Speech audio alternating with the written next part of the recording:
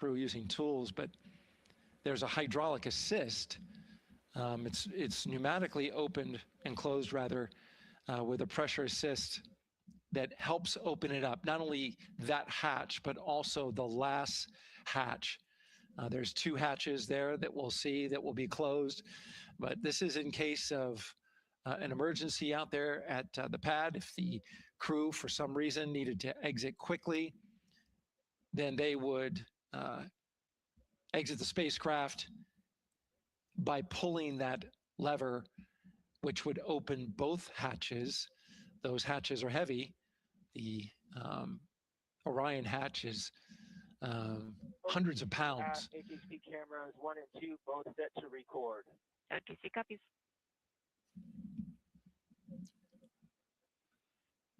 And just an update on the launch countdown, continuing to monitor the team's communications here in Firing Room 1. Everything going really smoothly so far. We don't have any significant open constraints to launch at this time, so we continue counting down. And for now, we'll send it back to the host desk with Megan and Nicole. Thank you so much, Daryl. And so we heard some of the communications over Orion to Earth 1, and it sounds like we are now moving into the hatch prep and closure phase. We will now start to see the closeout crew getting out of Orion soon so that they can start getting ready to, again, close up Orion, close the 2 hatches, and then get out of the pad.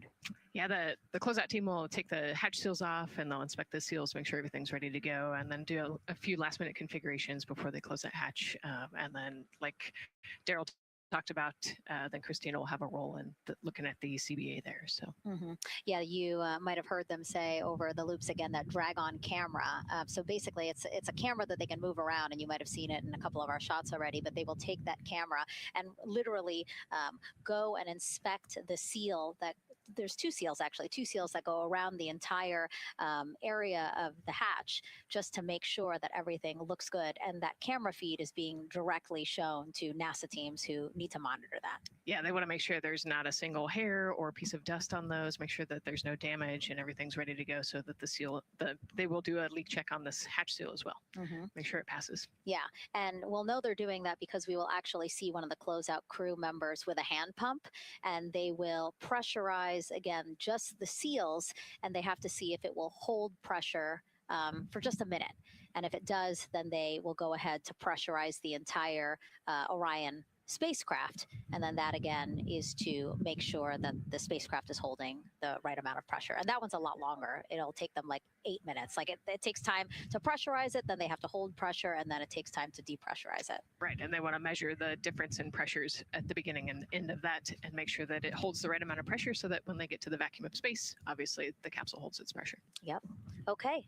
Well, again, as we continue to watch operations that are happening at the pad inside of Orion, why don't we go over to Banana Creek? It's one of our viewing locations here at Kennedy Space Center. They will have a spectacular view, and we actually have NASA's Leah Martin there chatting with a big group of people surrounded by a lot of folks on bleachers there.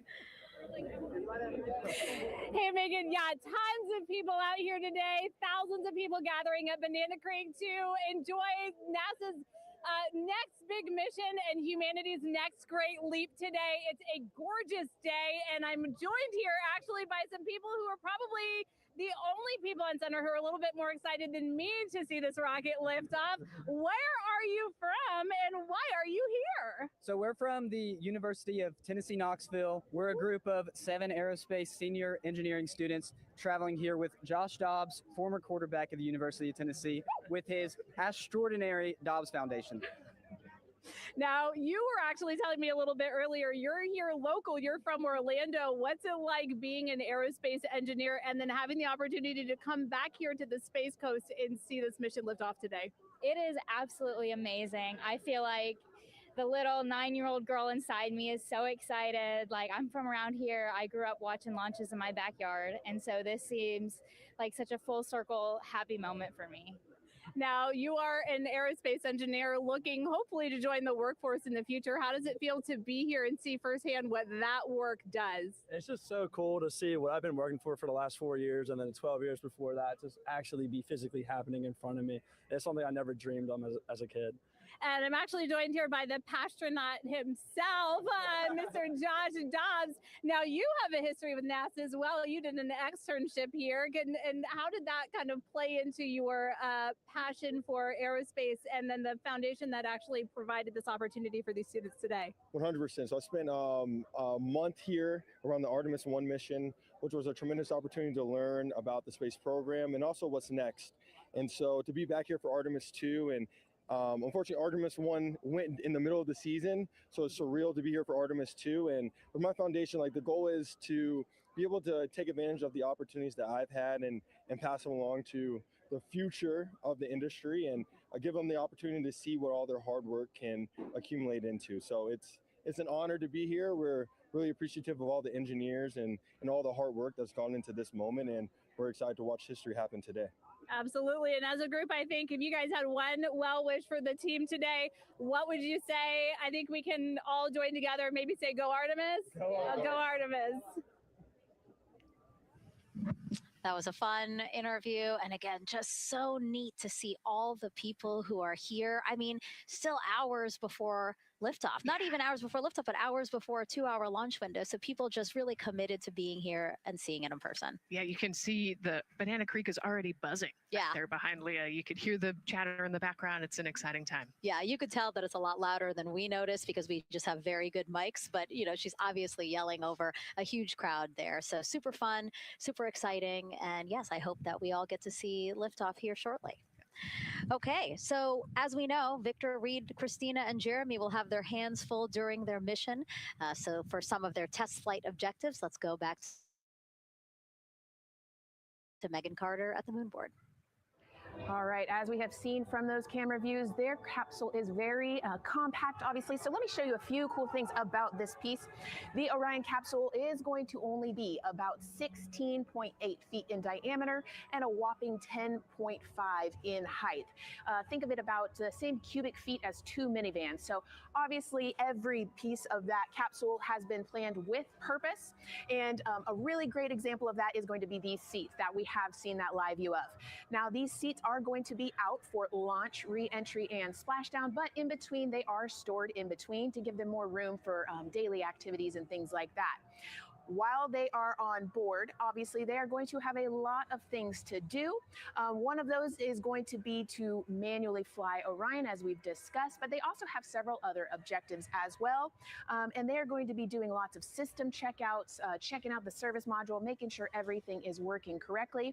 They're also, like I said, going to have a chance to manually fly. Now, this was taken during one of their training simulations, but as you can see here, they will have advanced flight displays, hand controllers, touchscreen interfaces, so much to work with and practice with as well. Now, while on board, they will also have the ability to eat those shelf-stable meals that are designed specifically for microgravity. I think I saw somewhere that one of their meals is going to be mac and cheese and brisket, so that makes the Southern and me very happy. All right, but they are going to have also some time to look at some things like power and propulsion. They will have 3 key propulsion systems that are going to help power Orion as well. And speaking of power, I want to bring you back to the service module real quick because I wanted to point out these 4 solar panels. These are going to take about 18 minutes to unfold like giant wings, and they're going to stretch 62 feet from end to end, and these are going to help power the service module and in turn provide what the crew needs for their journey. So as you can see, spacecraft is built specifically for what we need and to guide them and get them home safely. All right, back over to you, Megan. Thank you so much, Megan. You know, it's taken thousands of people many years to get to us to where we are today. Let's meet some of the people of Artemis who've made this flight test possible. I am the Artemis Launch Director. I'm the Orion Crew Survival System Manager. I am the Artemis II Chief Training Officer. I'm the SLS Launch Integration and Mission Operations Lead. I I am the recovery director. And I'm Boeing's core stage IPT leader at Kennedy Space Center. And I am the Artemis II entry flight director. And I'm the closeout crew lead for Artemis II. Our job is to design the spacesuits that the crew will wear for the Artemis II mission. The team here at Johnson Space Center in the Orion Crew Survival Systems Lab does pretty much everything involved with processing the suits, designing the suits, qualifying the suits, testing them for the Orion mission. The role of the Chief Training Officer is to manage both the planning and the development of how we are going to train our astronauts and run our simulations for our flight control team for the mission, and then go implement that plan. Recovery team is responsible for three things. So recovery is what we call our nominal recovery situation, where we go recover the crew and the capsule at their designated landing site. Rescue is in case we do need to rescue the crew or they landed somewhere else that we did not plan. And then the retrieval is us getting the capsule if they did land somewhere where we did not expect them to. My job on SLS is to manage the operations architecture on the SLS program. One of the specific things that we do is support launch operations. It means a lot to be a part of this Artemis team, to show the next generation in seeing what may come. I am responsible for our core stage processing at Kennedy Space Center. My team is responsible for that core stage, and it's our responsibility to make sure that core stage is safe, built correctly, and there's going to be 4 of our astronauts, and it's going to get them to their ride around the moon. I've been a flight director for over 10 years now. I worked on the Artemis I mission, and after that mission completed, I was assigned as the entry flight director for Artemis II. I can't wait to see the hatch open after splashdown. That's when we know that our mission will be complete and the crew will have safely returned to the moon and back to Earth. Closeout crew is responsible for getting the astronauts up to the white room, getting their helmets and gloves on, getting them into the vehicle safely, connecting all their umbilicals, making sure they're ready to go for launch, and then closing the crew module hatch. The reason we do this is to expand mankind's knowledge. If I can be a part of that, doing anything, I want to do that. The launch director role really is to step back and kind of take that big picture view of launch. How are we doing on any NCs? How are we doing our timelines, our procedures? Artemis II is a beginning. It's going to inspire a new generation. It's going to uncover science. It's going to serve as a pathway to places that we have never been before. And to meet more people of Artemis, you can head to the link we're going to put up on your screen there. Just, again, really nice to see all the faces that have put in the work, the time, the hours, the dedication to get us to today. Yeah, so many professionals that worked so hard on this mission.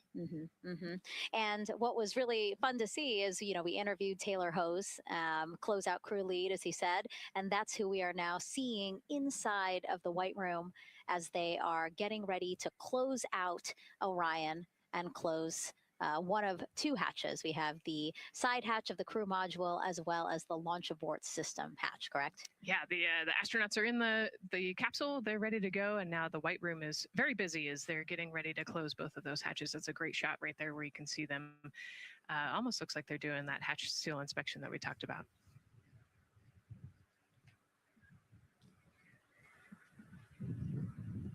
And so, Nicole, as we continue to see them get ready to close that smaller hatch, again, the crew module side hatch, let's take some questions now. Sounds good. A lot has changed since Apollo, and I have a few questions about what's next. What part of the moon are we exploring through Artemis, and what are some of the key points that NASA needs to consider when planning missions like this? Were you expecting to see Scarlett Johansson? I think that took you. Yeah, I mean, took you aback. We've talked about this, but everybody has an interest in this mission. It's humanity trying to explore and go back to the moon. And I love this question. What part of the moon are we going to? Eventually we want to get to the polar regions, the South Pole specifically. We think that there are volatiles there, so water ice, something that can be harnessed as a resource as we create the permanent base on the moon and then try to get onto Mars. But getting to the moon is a tricky mission. We're going further than we have in a long time. And, you know, on the International Space Station, we're 250 miles from the Earth. And so we're pretty close. We resupply that spacecraft pretty often with cargo missions, but the further and further you get away from Earth, the more you have to think about the lack of cargo, the comm delay. You know, there's a communication delay the further away you get. And so there are different and unique problems as we continue to explore further and further out into the solar system. And there is so much to learn about the moon. So it's no surprise that, yes, even though our goal is to have a moon base at the lunar South Pole, the lunar South Pole is not the main focus of this lunar flyby. So instead, the crew is going to be focused on observing the far side of the moon. So this is actually an animation of what teams expect the moon to look like if the crew launches today. So this is, of course, the side that faces the moon, and this is the far side of the moon, which when, again, the crew does their lunar flyby on flight day 6, we are expecting this will be their view. What an amazing view and an opportunity. Yeah, you know, there's so much to learn from this particular mission because we're not landing with this mission. And so they actually potentially could see the South Pole and kind of scope out what our landing regions look like in the context of the entire moon. But also they're going to see parts of the lunar surface that have never been seen before by the human eye. And so they're going to take these detailed notes. They're going to record themselves talking about what they see. You know, we do a ton of geology training as astronauts, especially this Artemis II crew. They did a ton of geology training working with scientists to learn how to pick out the unique portions that we want to go study. You know, what is the context of the moon? What parts of the moon look interesting and look different? You know, the impact craters that we talked about earlier. So really trying to take all the pictures, take all the observations, write down, talk about their observations, and record as much data as we possibly can for the researchers back here on Earth. Yeah, it's so important to, yes, we're all talking about what they hope to do during this 10-day mission, but you really do have to think about all the training that goes into this. I mean, you have 4 crew members who won't, you know, have the support the way that they've been having this. I mean, they'll be talking through communications, but you know what I mean? It's just them and the moon, right? So they need to be fully aware and equipped with everything that they'll need to do to be able to accomplish the objectives that we hope to accomplish during this mission. Right, and their specific flyby around the moon, you know, the lighting will be different and the path will be different depending on when we launch. If we launch today, it would be different from tomorrow. And so, you know, they actually had to learn the geography of the moon so that they can orient themselves when they're on the backside of the moon, because they're not going to have communication. You know, they're just going to have a, I think, 45+ minute comm blackout while they're while they're on the far side of the moon. And so they themselves have to know what things look like on the moon, how to orient themselves, and how to get the data that we're looking for. Yeah, really ambitious mission. Excited to be here at the start of it. All right, so another check of the clock, 2 hours, 57 minutes and counting to the opening of our 2-hour launch window for Artemis II. This pivotal test flight comes 250 years after America began its journey as a nation. As we celebrate that milestone, a special live performance now of our national anthem by singer Ann Wilson.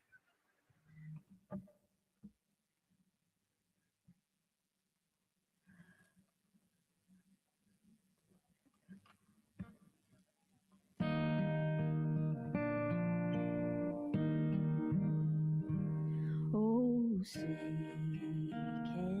can you see by the dawn's early light what so proudly we held at the twilight's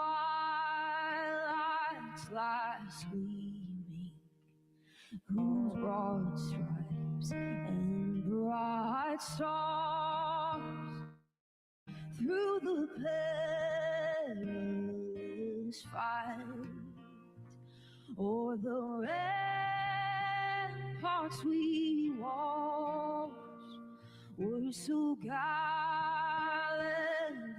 streaming, and the rocket's red glare, the bombs bursting in air, gave proof through the night that our flag was still there. Oh, say does that star banner yet wave, o'er the land of the free and the home of the brave.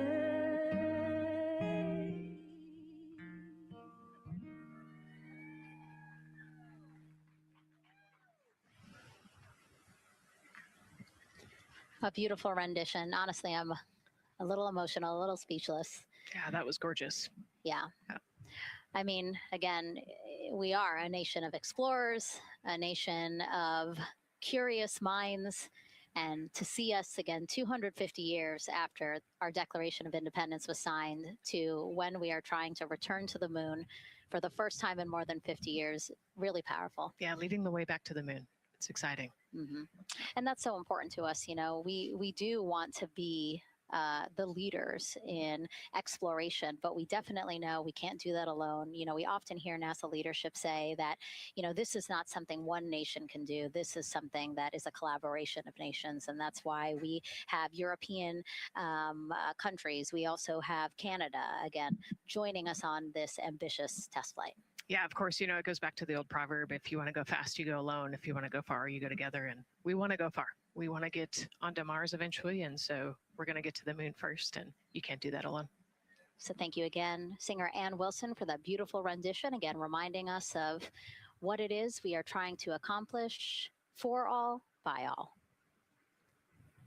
We are now back inside the White Room with the closeout crew. Again, backup astronaut Andre Douglas, number 2 there, just outside in the White Room, which is right outside Orion there, with the crew seated comfortably inside. As you can see, they've dimmed the lights a little bit. The crew has the opportunity to set the ambiance, if you will. They were given the opportunity to adjust the lighting as they see fit, again, just so that they can get comfortable. It's kind of like when we are on a plane and you get the opportunity to... Sure, yeah, you don't want the bright lights in your eyes. Also, you want to be able to see the screens well or see the, you know, the tablet on Jeremy's knee well. So they're going to adjust the lighting to what makes sense for the mission. And we saw in that very quick shot there, our best camera view of the 2 hatches is actually that drag-on camera, like we were saying, that kind of moves around. So sometimes it's hard to show that. So there you have it. You can see that the closeout crew has closed the side hatch. And so right now, that's a panel that they have to close out in order to then close the next hatch, which is the launch abort system hatch. And so, Nicole, can you just quickly, again, talk to people about the 2 hatches, again, crew module first, and then the launch abort system hatch? Yeah, so the crew module hatch is the one they're working on right now. They just got closed. You can see he's torquing those bolts down. And that is the hatch that completes the Orion capsule. And then you have the launch abort system, which actually is kind of almost a shell that goes around the capsule and holds onto the capsule during launch. And it has its own separate engines that can pull the capsule away from the rocket safely in the case of an off-nominal data point. So it's actually looking at roll rates and attitude and thrust and all sorts of different data in order to make sure the launch is safe. And if it's not, then the launch abort system will pull the crew module away and get them into a splashdown zone safely.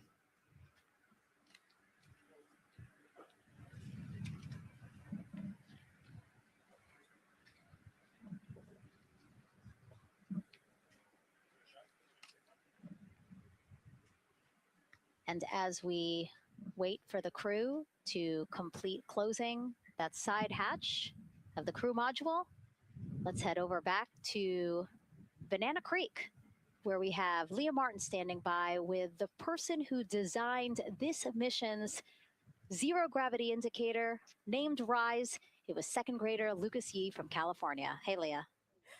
Hey, Megan. Yes, of the many special guests we have with us today, I think one of our most exciting guests is Lucas, who's joining us, like you said, all the way from California.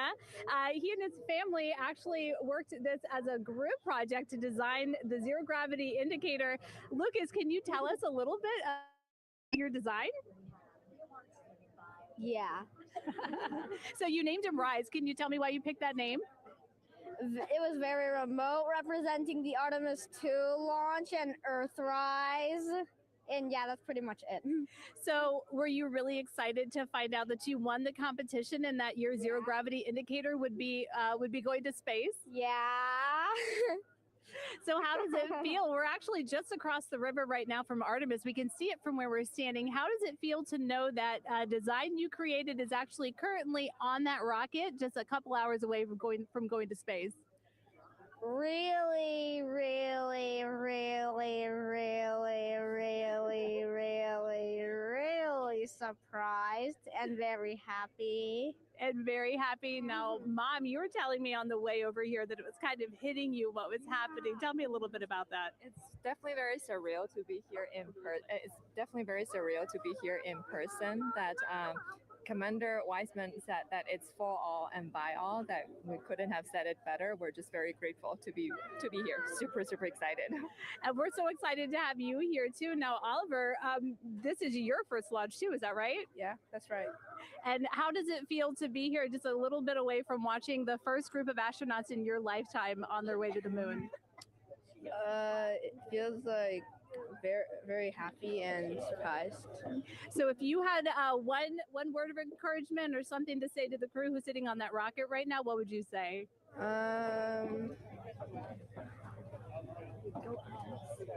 What? Go Artemis. Go Artemis. Thanks so much, Megan. I would say have a nice trip. Yeah. You would say have a I did hear that answer. I would say have a nice trip. You know, Leah, that was a hard question. You know, it's really hard to come up with the spot what to say to the crew who's about to make history today. Yeah. And so the Artemis II crew, again, ZGI, zero gravity indicator. It's a plushie, a soft toy that is brought in to the spacecraft with astronauts so that it can be a visual indicator for when we have reached the weightlessness of space, right? Yeah, you saw a little replica there that Lucas had, and then in some of the views in the cabin view, you could see it swinging and hanging earlier. So I think actually Jenny was the one who installed it into the capsule. Oh, really? Yesterday, yeah. So we have to unpack a lot here. We got to talk about Jenny, who we will get to here in a second. But then, yes, we will also go back into the capsule so that we can show you where the ZGI is now. But the ZGI was chosen by the crew after a contest where the crew asked for submissions. They got submissions from around the world to, again, design their ZGI that is going with them to the moon. It's kind of like any other road trip. You need clothes, food, a map, your favorite toy. Really. Except this toy has a job to do up there because this is a zero gravity indicator. While not a scientific instrument, this safe and soft object tells the strapped-in astronauts that they've reached weightlessness. For Artemis II, the crew wanted a one-of-a-kind ZGI, so we asked you to come up with it.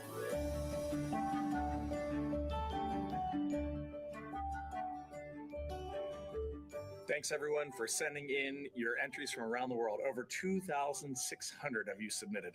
And we loved seeing all of your contributions. It was a really difficult decision because each design had a unique quality that stood out to our crew.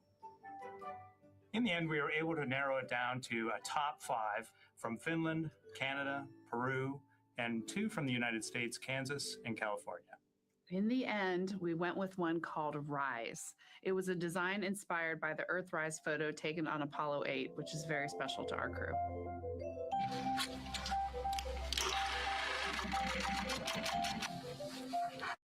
With the winner chosen, next came the task of bringing it to life here in the Thermal Blanket Lab at NASA's Goddard Space Flight Center.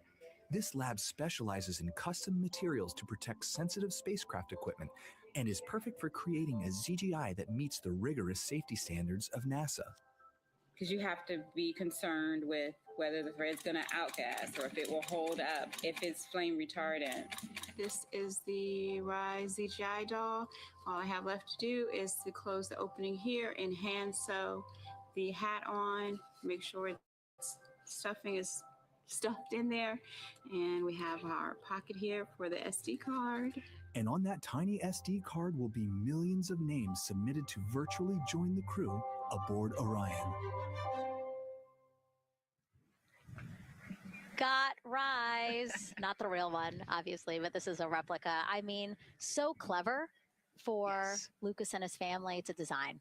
Yeah, I love that he replicated the famous picture that we all love of Earthrise. And then I love that the bill represents the space in between the moon and Earth. It's just such a cute and wonderful way to represent this mission. Yeah, and again, Earthrise, very important to this crew. It harkens back to the picture that was taken by the Apollo 8 crew where they saw Earthrise.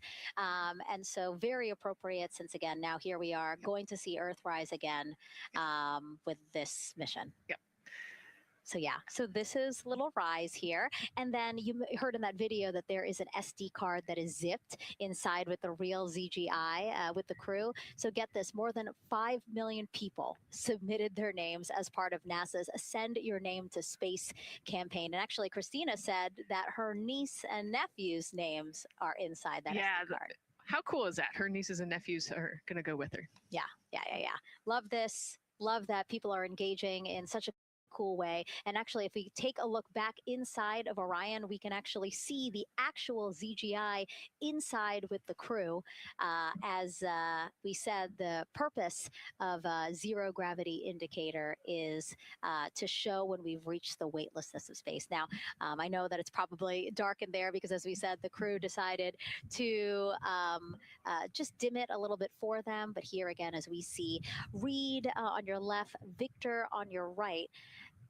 Below Victor, or next to Victor, again, because they're on their back, it's a little weird. It's a little hard to explain their orientation, but between basically Victor and Christina is where Jenny Gibbons has placed the zero gravity indicator. And Jenny, who again, Nicole just brought up, Jenny is one of the backup crew members. So we mentioned how Andre is the backup crew member for the NASA astronauts. Jenny is the backup crew member for Jeremy.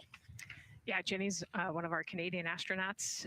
And yeah, so she's been also helping with preparations for today and helping get the White Room ready, get the capsule ready. And she's actually going to be a Capcom for Artemis II as well. Yeah, she's from Calgary, Alberta, completed astronaut training in 2020, mechanical engineer, combustion scientist, and actually before becoming an astronaut, she was an assistant professor. So again, another very well-accomplished person on the team. And I know the Artemis II crew has really enjoyed working alongside both Andre and Jenny. Yeah, actually, Jenny was our EBQ mentor when I went through our AskCanner initial training. So she helped us with all of our spacewalk training, which was kind of cool as well. Okay, and there we have Andre again, number 2, with the rest of the closeout crew team there. Why don't we get another check with Daryl and see how the launch countdown is going?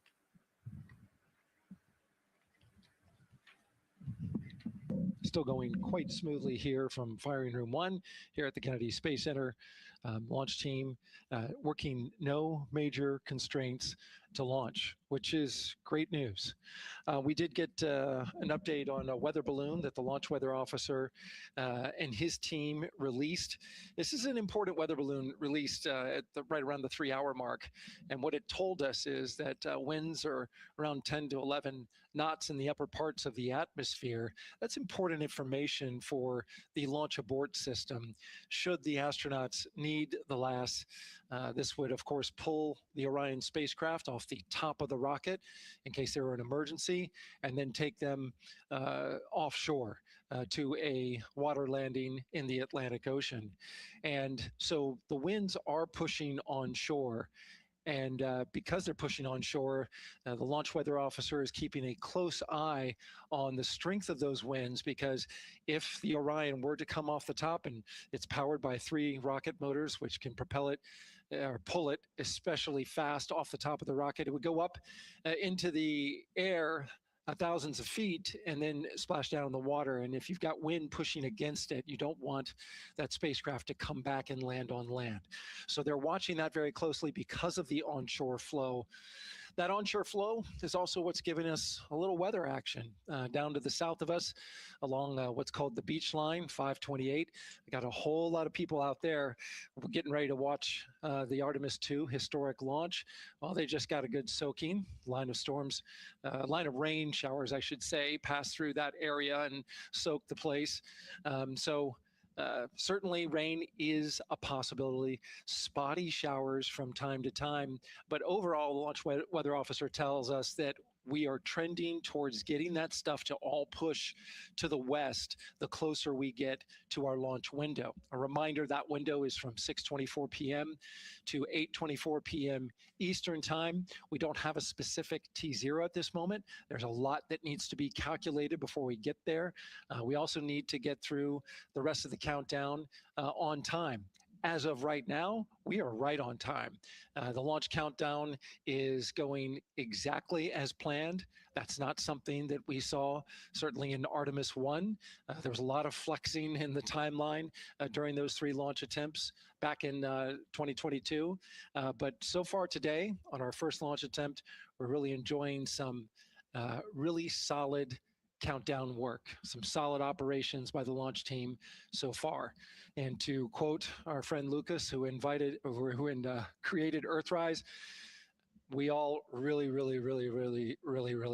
like that. We'll send it back to the host desk. Thanks so much, Daryl. Yes, we really like that. And we really like Rise and Lucas. So thank you for that. That was really cute. Okay, so again, here we are in the big box here. We have our full view of the rocket looking glorious on there with, again, some clouds, but still weather is good for launch today. And then we have the closeout team continuing to do work in the White Room.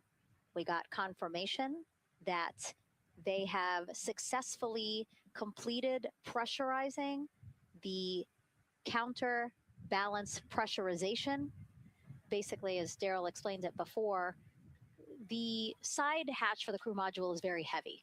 So in order to open it, there needs to be pressure applied to it. And that's what we just completed, right? Right, that's exactly it. So the CBA, that counterbalance assembly that we're talking about, has to be pressurized. It's a pneumatic system to help. So in the case of an egress, Christina's the one that has to open that hatch. So once she gets it unlatched and unlocked, then that pneumatic system will help move the hatch. It weighs a lot. And so the average human cannot open that hatch by themselves. And so that's why we want to make sure that the system is pressurized, that it's not going to leak, and that it is ready to go in case they need to open the hatch. So that is complete, and now what is happening are the seal leak checks.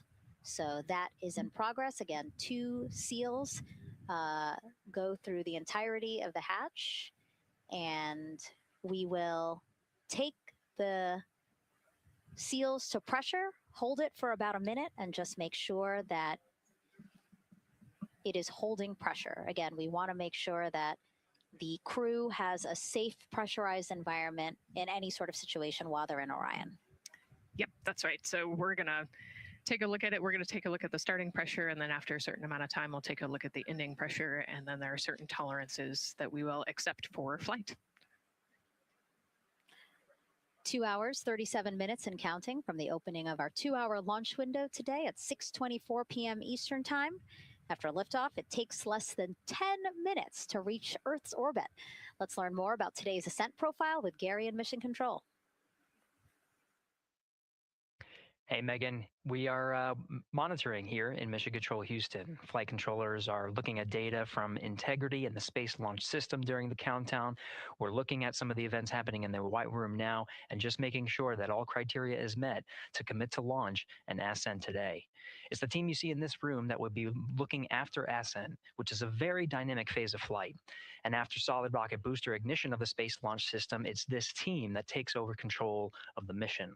There are voices you'll hear upon ascent, calls being relayed between Stan Love, the Capcom you see here in this shot in Mission Control Houston. That's the voice from this room, and the Artemis II crew on a communications channel aptly named Orion to Earth.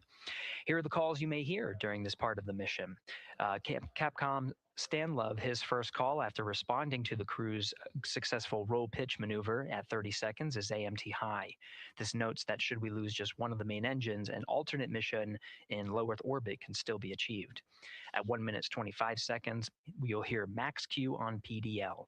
This notes that reaching the moment of maximum dynamic pressure on the spacecraft. This event happens to be in line with a communication switch to another ground station, the Ponce de Leon Inlet Tracking Annex, located about 35 miles north of Kennedy. At 2 minutes 45 seconds, you'll hear SM primed, upper stage RCS ready. This means that the European Service Module propulsion system that's prepared for the next phase of aborts after the launch abort system jettisons, and the reaction control thrusters on the inner rim cryogenic propulsion stage that enable pointing and maneuvering are ready. At 3 minutes 50 seconds, you'll hear voice check on TDRS at the Kármán line. At this point, the launch abort system has jettisoned and revealed the Orion capsule underneath. This check verifies that the now exposed Orion antennas have a good signal over the tracking and data relay annex, tracking and data relay satellites which is part of a geosynchronous satellite network and the same assets that are used aboard the International Space Station. This communication switch happens to be at the Kármán line, a widely recognized boundary about 62 miles, statute miles, or 100 kilometers above the Earth's surface, where the air is too thin for conventional aircraft to fly and marks the point where our astronauts leave Earth and enter space. At 5 minutes 16 seconds, you'll hear the call 3-engine press. This notes that if one of the 4 main engines on the SLS core stage were to fail, 3 engines can carry the crew to a nominal main engine cutoff and proceed with the expected mission timeline. This is an important call that gives more assurance of continuing today's moon mission. At 7 minutes, you'll hear expect nominal shutdown.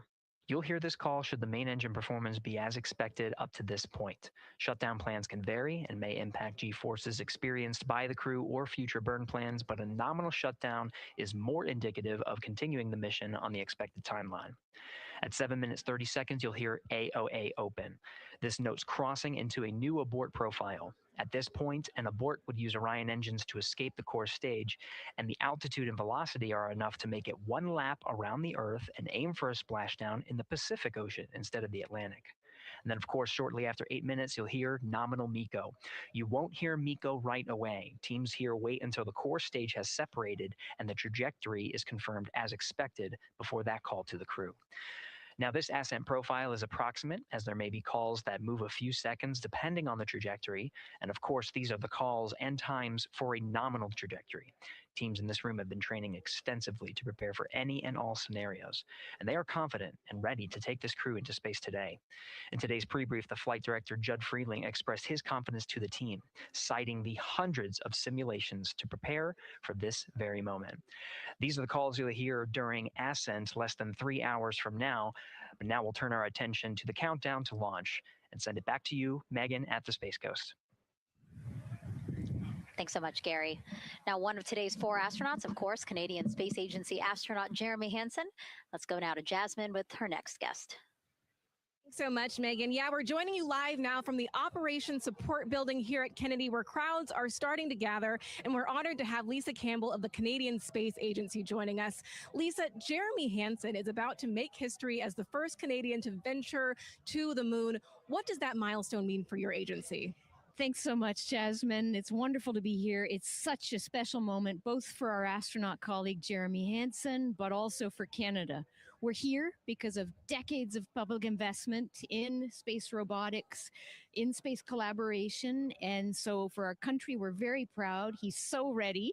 He's been waiting for this his whole life, preparing, training, and he's a wonderful example of Canada. Yeah, and that's a perfect way to capture Jeremy. He really has been prepping for this his whole life. This will be his first space flight. So what has it been like watching him become part of this Artemis II crew?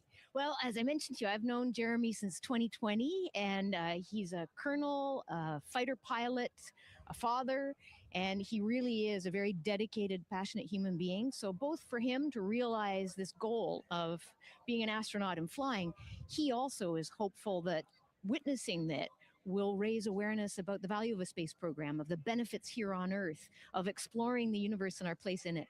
Wow, that's beautifully said. And really, this international collaboration has been going on for quite some time now. We've worked together in low Earth orbit and now going into deep space together. So why is it so important that we have these international partnerships? It makes us stronger. We can go faster and further together. Canada is one of the original signatories of the Artemis Accords, and Canada and the United States have been partnered for more than 60 years in space.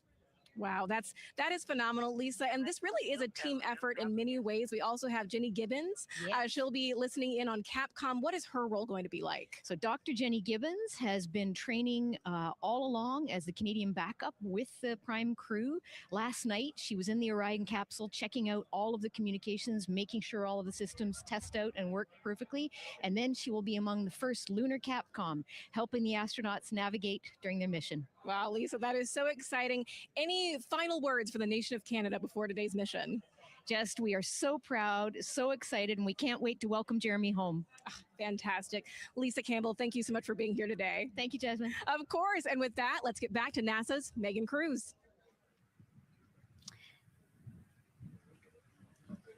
And right now, go ahead.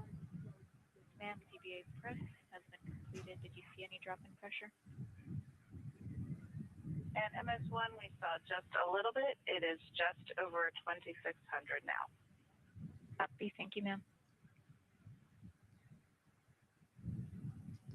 again, a call out to mission specialist Christina Cook. Again, it was her responsibility to monitor the pressure on the counterbalance system that will help open the side hatch. And she did report a drop in pressure, but it seems like it's within nominal limits. Right. They might have had a small drop, but we have a starting pressure and an ending pressure, and as long as the difference isn't too high, then we will take that, and the engineers know exactly what they're looking at for in terms of that delta pressure. And so again, that milestone on the checklist of things that have to happen before they launch today, that is complete. The crew, again, still inside comfortably as the closeout crew team work to close the side hatch. Again, a separate seal leak check, followed by a full cabin leak check, and then they will close the last abort system hatch. Lots to do still in the White Room and marching down the countdown timeline well. And so Bill, again, number 3 there, he is holding a silver flex hose.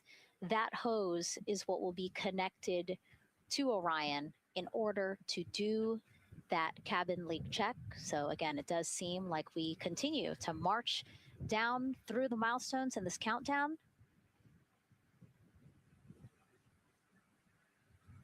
Hopefully lifting off today within our 2-hour launch window that opens at 6:24 p.m. Now, right now, people inside the Kennedy Space Center Visitors Complex are learning about this mission. There are great exhibits there about the rocket and Orion, and of course, our Megan Carter with the moon board. All right, Megan and Nicole, yeah, you mentioned that checklist before launch. That checklist is going to continue during the mission, as well as there are several vital objectives that we are hoping to accomplish with this mission. So we've talked about the rocket. We've talked a little bit about Orion. Obviously, during Artemis I, we had that test flight, and there were no humans on board. That is our one big difference for this one, and we are going to have that crew this time. So what are they going to be up to during this mission? Let me tell you just a little bit. Now, for Artemis I, like I mentioned, we were really focused on the SLS, making sure it had the power and capabilities that we needed. We were also checking out the Orion spacecraft in deep space environments, making sure that it was good to go. Now, for Artemis II, we are going to be taking the testing for Orion to the next level by adding that human component. So those test objectives are going to start even before launch. Like you mentioned, they are out there making their way through that checklist. But these objectives are going to start now. And and that includes safety. So one really great example of safety is going to be something called the egress baskets. They're out there in the spacecraft, obviously, and should a situation happen to come up, they are going to have something called the egress baskets they can get in, and those are going to zip line them essentially down to the ground within seconds to safety. Another great example of those safety procedures are going to be the LAS, or the Launch Abort System that I mentioned earlier. Just a reminder, that's the one that can pull the crew and capsule away from any danger within a few minutes of into the launch. Now, those are just a couple quick examples, but our recovery teams have been training extensively, quite a lot, to make sure that they are ready and prepared for any challenging situation that could possibly arise. All right. Several other objectives that we are going to be looking at are also going to be communication checkouts. That is going to be vital. I know we talked a little bit earlier about all the maneuvering that they're going to be able to do, but we want to make sure that they have full communication ability from space to ground so that we can fully support them here. We are also going to be checking out those life support systems. Obviously, we've talked a lot about the service module and what it is going to do for the crew, but we want to make sure that those life support systems are fully functioning, obviously, before we send them farther into deep space. That's going to be critical for them. So on top of being able to maneuver the spacecraft and check everything out, we are also going to be making sure that everything is fully functioning. So as you can see, big part of this mission is to make sure that the spacecraft, the hardware, and all the operations are working and that the data is going to make sense. And speaking of recovery, we are also going to have the opportunity at splashdown to recover that launch or that flight data, and we're going to be able to take that back, analyze it, and make sure there are if there are any enhancements we need or changes we need to make before our next missions, we'll be able to do so. So they're going to still lots to do. They're going to stay very busy, obviously. And with that, I will turn it back over to you, Megan. 2 hours, 25 minutes and counting, and the crowd, check it out, continues to grow at our Banana Creek viewing location. They will have a great view of launch, and we will go back now to Leah Martin, who's standing with her next guests. Hey, Megan. Yeah, we're surrounded by thousands of people, some here local from the Space Coast, but we actually have quite a few people who have traveled a pretty far distance to be with us today. I'm actually joined here by a group from the International Space Station Ambassadors Program who have come from all over the globe. Saku, you're here from Japan. You've come, Val, from Mexico, and then we have brother and sister Cosma and Jesco here who are visiting from Germany. You actually told me that you participated in the NASA Rover Challenge in Huntsville. How was that experience, and how is it kind of participating there in Alabama and then being here today? So it is an amazing experience because you meet so many young people with visions, with dreams, with ideas, which inspire you and motivate you. And it's even better to be here now to see the SLS launch because we are going back to the moon, and that's what we're working for. Absolutely. And, you know, the Artemis missions, we talked a lot about the Artemis Accords and this being an international effort. You were actually telling me, Saku, that you're interested in becoming an astronaut with JAXA, pursuing your PhD to be able to do that. Tell me a little bit about that. Yes, actually, I applied for the Japanese Aerospace Agency, the astronaut selection like 2 years ago, and then I didn't make it all the way, but I'm still working on it, and hopefully I can be at the launch pad sometime, and then I hope to go back to the moon and Mars, and yeah, I'm working on it. Absolutely incredible. And Val, you're here from Mexico. We were talking a little bit about women in space. This is a team who, you know, is predominantly made up of women. What is it like knowing that Christina is on that rocket right now, about to be the first woman to travel around the moon? I think that's such an amazing news. It's just so inspiring that we are taking the first Black person and also the first woman to the moon. It's just the first step in humanity and a big step in equality as well. Megan, a lot of excitement here, not just in Florida, but from around the globe, and we're keeping our eye on that rocket, and we're ready to see it lift off. Thanks, Leah. Yeah, a lot of excitement, but also a lot of inspiration. Again, this is part of, or a big part of the reason why. 130.6. Good readback. Aux 1 voltage 131.3. I copy 131.3. Again, those numbers you hear, they're referring to specific steps in the launch countdown that the crew have to step through in order to get us to launch today. And so we were saying, yes, inspiration, a big part of why NASA does what it does. We want to go together and we want to explore together to learn more about ourselves and here on Earth. Yeah, humans, I think, naturally want to explore. And so going together, like Lisa said earlier, we're going to go farther and faster than we possibly can alone. And, what a way to celebrate that today. Yeah. Going back to the moon in the first time in over half a century. And we have that great shot there in our small box of the rocket on the pad. And at the very top there, our Artemis II crew. Right now, we know that the crew has begun, the closeout crew has begun doing that cabin leak check. So they are currently pressurizing the cabin, and it sounded like it would take about 6 to 8 minutes for them to get to pressure, and then they have to hold that pressure for 5 minutes, right? Yes, that's correct. Yeah, so there's quite a bit of volume. We talked about it being a 6-person tent. I think it's 330 cubic feet. Don't quote me on that number, but they have to, like we talked about, take that initial pressure, wait 5 minutes, and take the second pressure. Yeah, and then it takes about 6 to 8 minutes again to depressurize the cabin. So this process will take a few minutes. Ascent switch configuration complete. OTC copies. Thank you. And then after the cabin leak checks, then they will finally close the last abort system hatch. So again, chugging along in the countdown, really excited to, again, continue to hear the crew's voice inside Orion, stepping through all the procedures. Yes, it's exciting to hear them making progress, right? It's all good news hearing the crew talk to the ground and working together to get to the launch. And what I think is really cool is that this is the first time NASA is going to have astronauts in low Earth orbit, but also in deep space at the moon. So here's a message from some of the crew aboard the International Space Station right now. Hello, Megan, and a big hello to everyone around the world counting down together to the launch of this historic flight test. If we weren't in microgravity, we would also be on the edge of our seats.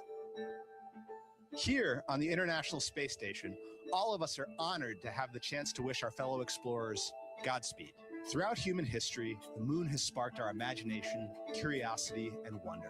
With our return to the moon, we're not only going to be learning about its history, the history of our solar system and of our planet, but also about our place in the cosmos. We are so proud of the Artemis team and so excited for what you will see and learn on behalf of all of humanity during your trip around the moon. As we push the boundaries of exploration and expand our knowledge with scientific discovery, we advance our collective civilization together as one. Test flights are crucial to the mission of exploration. We all learn in test flight schools that the more challenging the missions are, the more incremental the tests should be. This Artemis II mission is one more increment on the way to further exploration. Thank you to the crew, our friends, for your dedication. And from the entire Expedition 74 crew, thank you to all of the teams that had a hand in getting the Artemis II mission to where it is today. Back to you, Megan, as the countdown continues.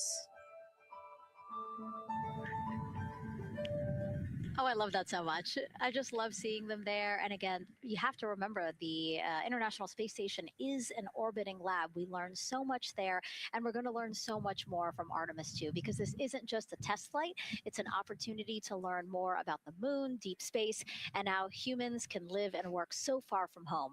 So here are some of the science objectives that NASA hopes to accomplish with Artemis II. Artemis II is our return of humans to the moon, flying around the moon on board Orion. But along with that, we're doing a lot of great science. One of the exciting things about the Artemis missions to the moon is that science is actually a fundamental pillar of why we explore, why we're going, what we're doing in Artemis. I think it's incredibly exciting that not only are we testing the vehicle, but we're testing science on board. Science where the astronauts are conducting experiments, science riding along with the astronauts. We have astronauts looking outside the window and really observing the lunar surface. It will help us understand the deep space environment. It will help us understand how that environment affects our astronauts, our systems, and life in general.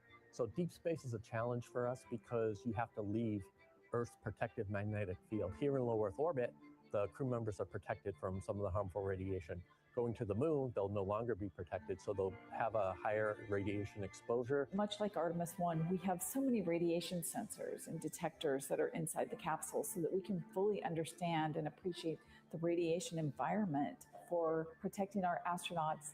In my hand here, I'm holding a tissue chip model. This is the exact design that's going to be flying alongside the astronauts.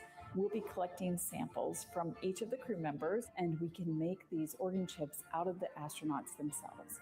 So every crew member will have their own avatar on board, and then upon return, we can evaluate that deep space radiation environment and what that compares to the astronaut themselves. Not only are they going to help change the course of medicine for the astronauts, but revolutionizing that on Earth as well. We're looking at sleep, we're looking at team dynamics, we're looking at how you interact with the environment.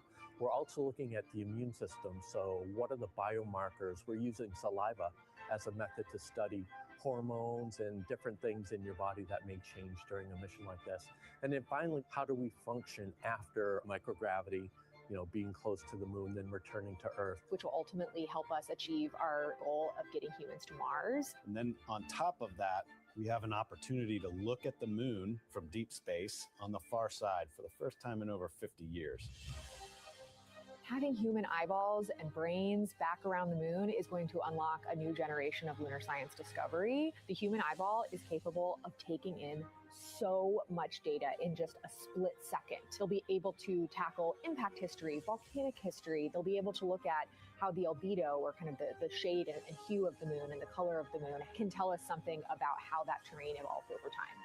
We're integrating science in ways that have never been integrated into human exploration before. We have a front room mission control flight controller position called the science officer. We have a brand new science back room where it's basically our brain trust of lunar scientists and geologists supporting the crews of the future. And Artemis II will allow us to really test how this works so that future missions are really set up for success. We'll also be deploying some CubeSats. They're small shoebox-sized spacecraft of their own. They're each provided by another country, one of our partners. As they conduct their research, they'll complement what we are doing at the moon with Orion. It is so incredibly exciting to be a part of this mission. It has been, really one of the privileges of a lifetime. I can see the work I'm doing benefit crew members right now and benefit the crew members in the future. So it's incredibly exciting and it's very rewarding. As this rocket launches humanity off of the Earth, we'll be setting the stage through our science to prepare humanity to leave Earth and explore the solar system. And what we learn during this and future Artemis missions to the moon will eventually get us to Mars. Here's Jasmine Hopkins again, now with Nikki Fox, Associate Administrator of NASA's Science Mission Directorate. Thanks so much, Megan. Yes, we're back on the balcony now, joined by Dr. Nikki Fox. Nikki, in this nearly 10-day mission, we are covering a lot of science from CubeSats to tissue chips. What are you most looking forward to learning? Oh my goodness. I think for me, the most exciting thing is actually being able to interact with the crew while they are flying, doing this historic journey on the far side of the moon. They are going to be seeing pieces of the moon that no human eyes have seen before, which is really spectacular. It's going to be an interesting trajectory. Some of it is in darkness. Then at the terminator, so in darkness, they'll be able to look for like impact flashes and things when micrometeorites pummel that poor moon. And then at the terminator, they can see shadows and interesting things, which kind of gives you depth perception. And then, of course, in the sunlit, picking out everyone's favorite craters. Also, if we launch today or tomorrow, they will see a total solar eclipse from the Orion capsule. How cool is that? That is very cool. We are thrilled for this Artemis II crew to be able to see the moon in a way that we've never seen before. What is so unique about that far side? Why are we going there?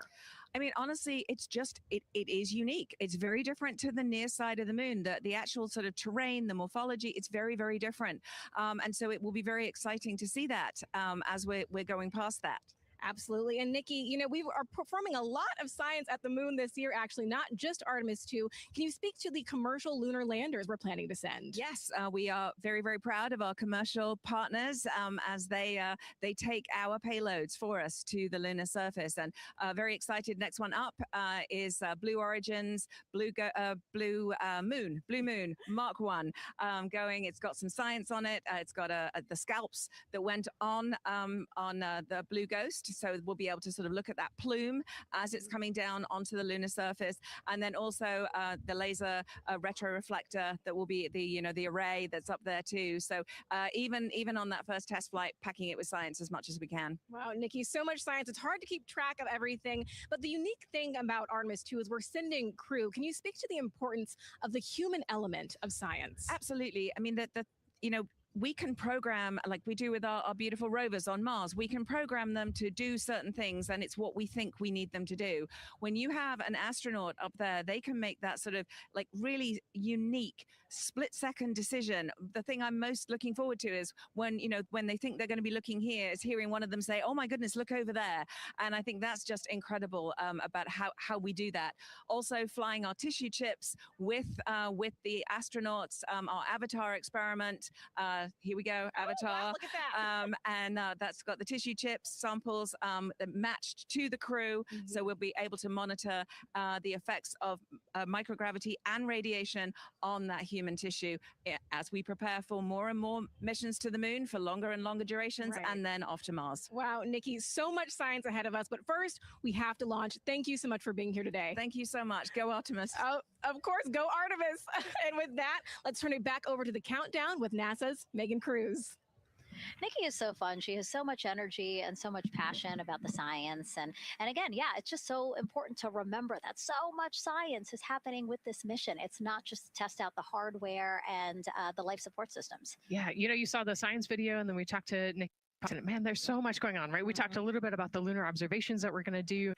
And then, she talked about, made a really great point about, the human eye can pick things out that, that a camera or a robot can't necessarily pick out. And so that's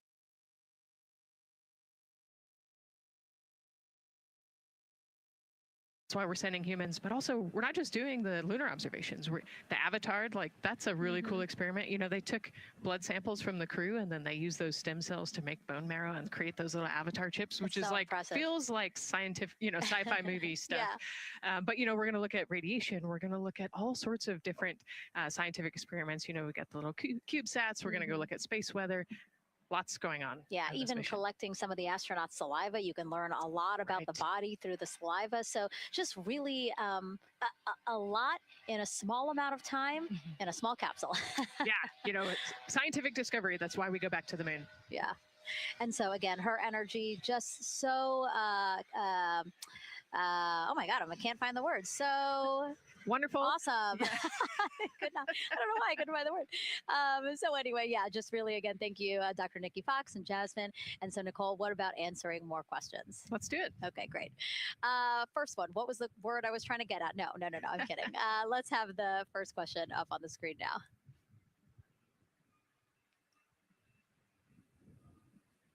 I know we got them. I see them being asked. And CDR OTC or Earth 1. Go. For your awareness, scrubber cycling is about to be restarted. Integrity copies.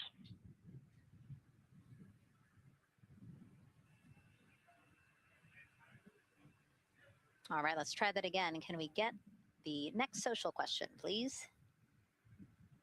What are the G-forces experienced by the Artemis astronauts during launch and reentry? Ooh, these are actually pretty similar to, a Dragon launch or a shuttle launch. We have to accelerate to get out of the Earth's atmosphere. And then, we talked about the secondary burns that they will do to get away from Earth. But, for me personally, it kind of felt like we got slingshotted off the Earth is how I like to describe it. So, you get set back in your seat and the G forces are into your chest. CDR, OTC, or Earth 1. Go ahead. When leak check complete, the cabin is going to be vented to flight pressure momentarily. Integrity copies. That's fantastic news. Yeah. Again, so the spacecraft is holding pressure as expected, and so now they will depressurize it, which will take about 6 to 8 minutes. Exciting. Yes. Yeah. Go ahead, Nicole. Like we sorry. talked about, continuing to march towards the launch.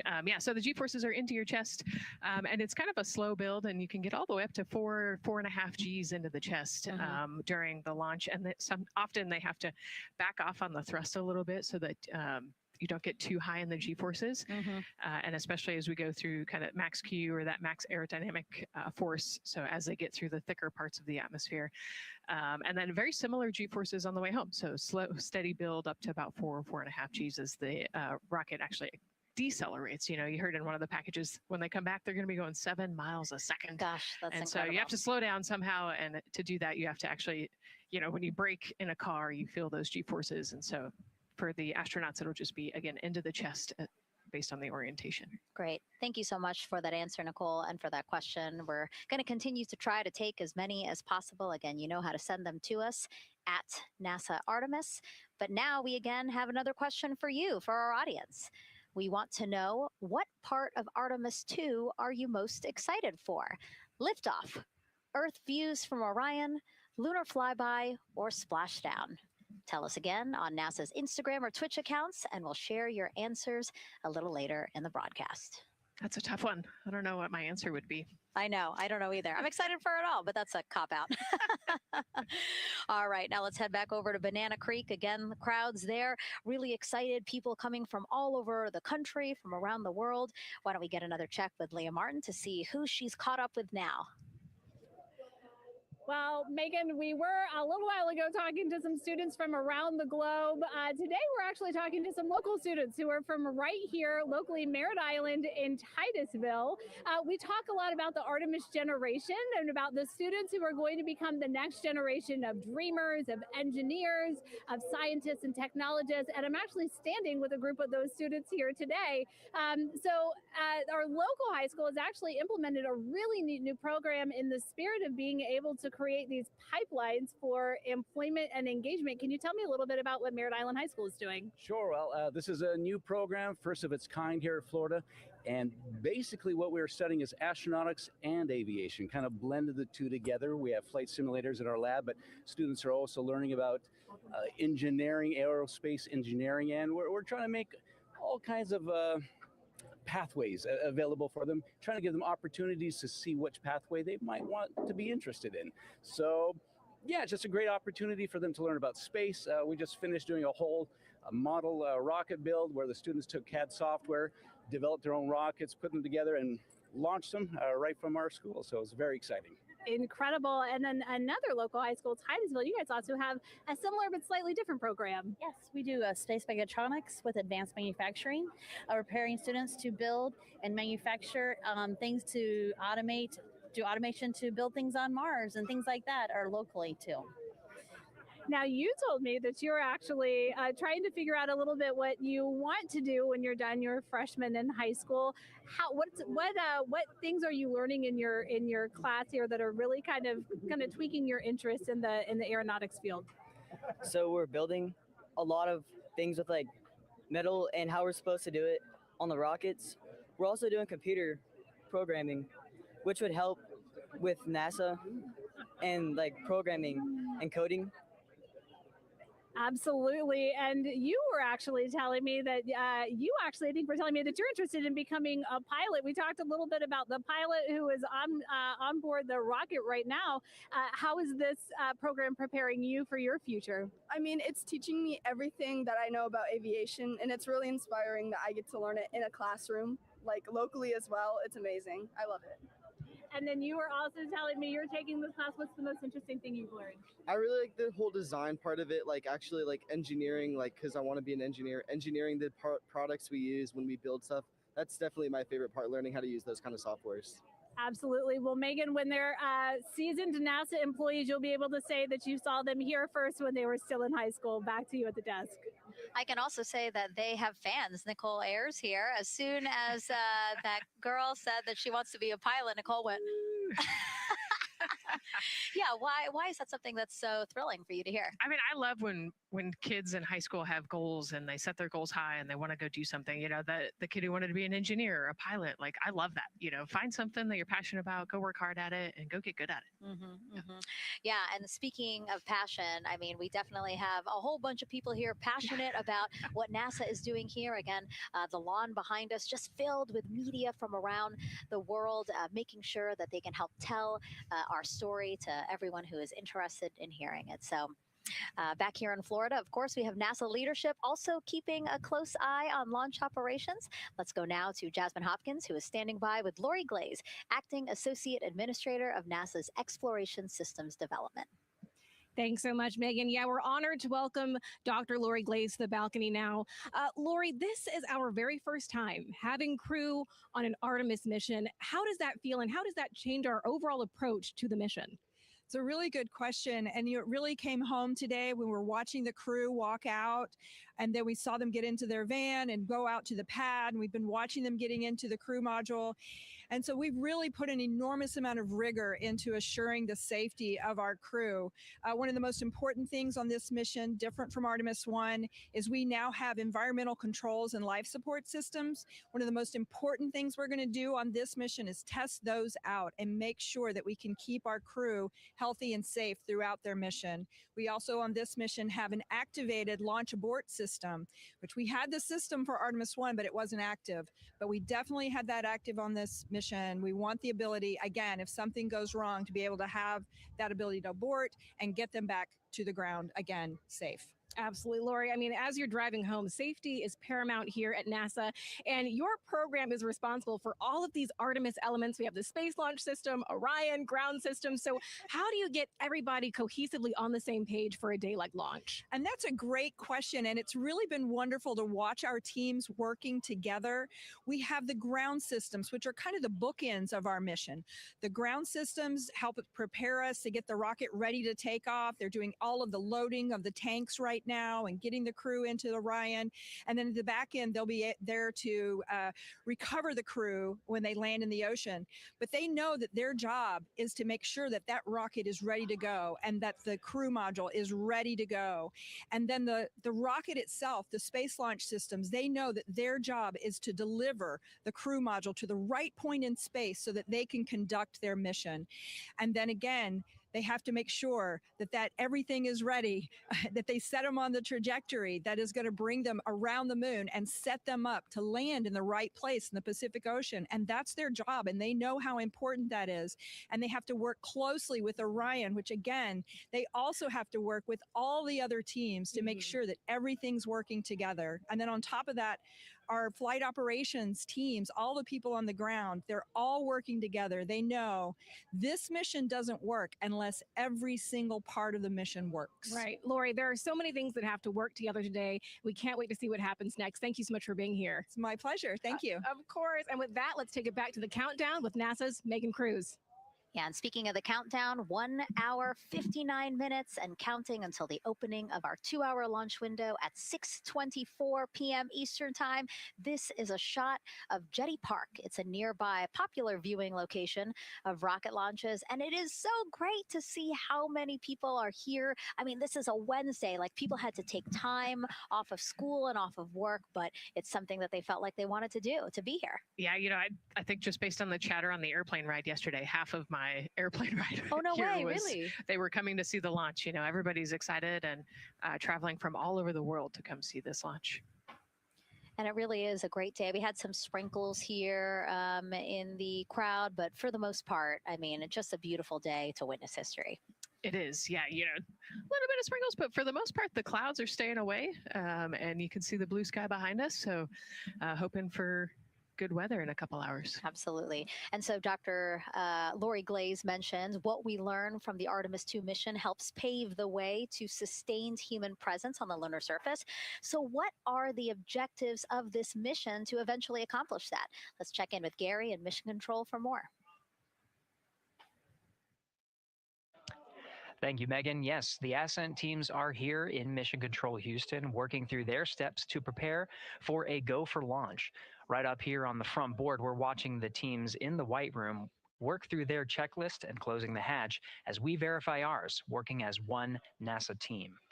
What Dr. Glaze said about working across the teams throughout the nation is true. It takes one NASA team to bring everything together and accomplish the mission objectives. The Artemis II is designed as the first crewed test flight of NASA's Artemis campaign, sending astronauts into lunar space to validate systems, operations, and human performance ahead of a more complex lunar landing missions. NASA has identified an extensive list of mission and flight test objectives that serve as a checklist to verify the capabilities needed to land humans on the moon. For the Artemis II mission, there are 5 overarching priorities that cover the mission and flight test objectives. First is, of course, the crew. As the first crewed mission inside the Orion spacecraft, this mission serves to demonstrate the capability of safely sustain the flight crew throughout the mission, including launch, the deep space component, and return. Number 2 is systems. This mission brings it all together to validate the performance of all ground and flight systems needed for a long-term lunar campaign, from launch infrastructure to spacecraft operations in deep space. Third is hardware and data.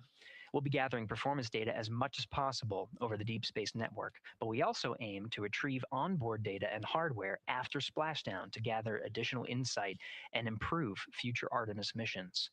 Fourth is emergency operations. The crew and flight control team will be testing emergency systems such as abort procedures, rescue operations, and contingency responses.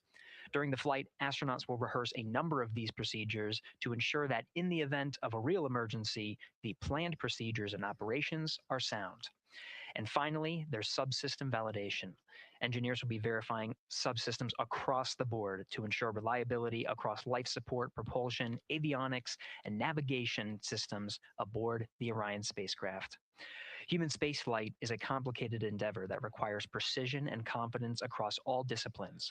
You may hear the phrase, human spaceflight is the greatest team sport, a few times in today's coverage, and it's absolutely true. Not only does it need mastery of specific components, but the integration extends across thousands of people and facilities around the world to come together and make it all work. A lot of the work from many people has led to this moment, a rocket at the pad with humans on board, ready to put everything we worked for to the test. I'm certainly excited about it. The teams here in this room are looking forward to supporting the mission, and I hope those watching are as excited as we are. We are following the countdown here in Mission Control Houston. Everything continues to look good. Now inside 2 hours from the beginning of the launch window. With that, I will send it back over to you, Megan and Nicole. Hey, Gary, thank you so much. We are getting word that the launch team is working something that we would like to give you an update on. So let's get on over to Daryl. All right, thank you, Megan. And we are live in Firing Room 1 here at the Launch Control Complex. Yes, we are currently not working any constraints with regards to the rocket or the ground systems. But the launch team has been made aware of an issue that the range is working. And currently they're monitoring that work that is going on over at the range. We understand that that issue is related to the flight termination system. Now, the flight termination system, just to give you a quick explainer, every rocket has a flight termination system. It's the system that the Eastern Range here uses in order to send a destruct signal to a rocket in case it veers off path. So it's a very critical, important safety component in terms of how the range keeps the public safe here. We understand that the flight termination system, they're working an issue. And so as they continue to work that issue, they've asked for some assistance from the launch team to help verify some of the work that they're doing on their FTS system. And this is where it gets a pretty unique situation here. The assistance they've asked for is to verify what's going on with their system. They want to check it to see that the work they're doing is okay. And in order to do that, the FTS console operator inside the firing room has been asked to help them verify it. And the way that they're going to do that, and the solution that he proposed to check and verify the system with the launch director, and she gave the approval, is to go get a piece of heritage equipment from inside the VAB that was used during the space shuttle program. And this equipment is able to receive commands by the range through the flight termination system. And so with this piece of equipment, this console operator who works FTS was granted permission to go go over to the VAB next door and get this equipment that he's very much aware of and used during the space shuttle era. And so that is in work right now. The bottom line of all this is, at this moment, the range is no go. But that is not stopping us from moving forward in the countdown. We can continue to process and work the countdown. The closeout crew will continue to do their work, and the launch team will continue to do their work as well. But we'll keep you updated on what happens in regards to, as far as my understanding goes, a pretty unique situation here with trying to bring resolution and kind of help out the situation that we're seeing at the range right now. And that's the latest here from the firing room. I'll send it back to Megan and Nicole out the host desk. Thank you, Daryl. Yes, very unique, but I think it speaks to the ingenuity of this team, right? To say, hey, we have this equipment at the VAB. Why don't we leverage it to try to solve this issue and work it? Yeah, what a great example of human creativity, right? We know this thing exists. Let's go solve this problem. We have time, like Daryl said, we're going to continue to march down the countdown. So we'll continue to get the rocket and the crew ready, but we still have that 2-hour window. So in the meantime, let's try to figure out what's happening with the range. And speaking of the range, what is the range for people who might not watch rocket launches with us often? Sure, yeah. So anytime that you launch a rocket, you have to clear the airspace, right, in the launch corridor. So where the rocket's flight path is going to go, you have to make sure that that whole airspace is clear.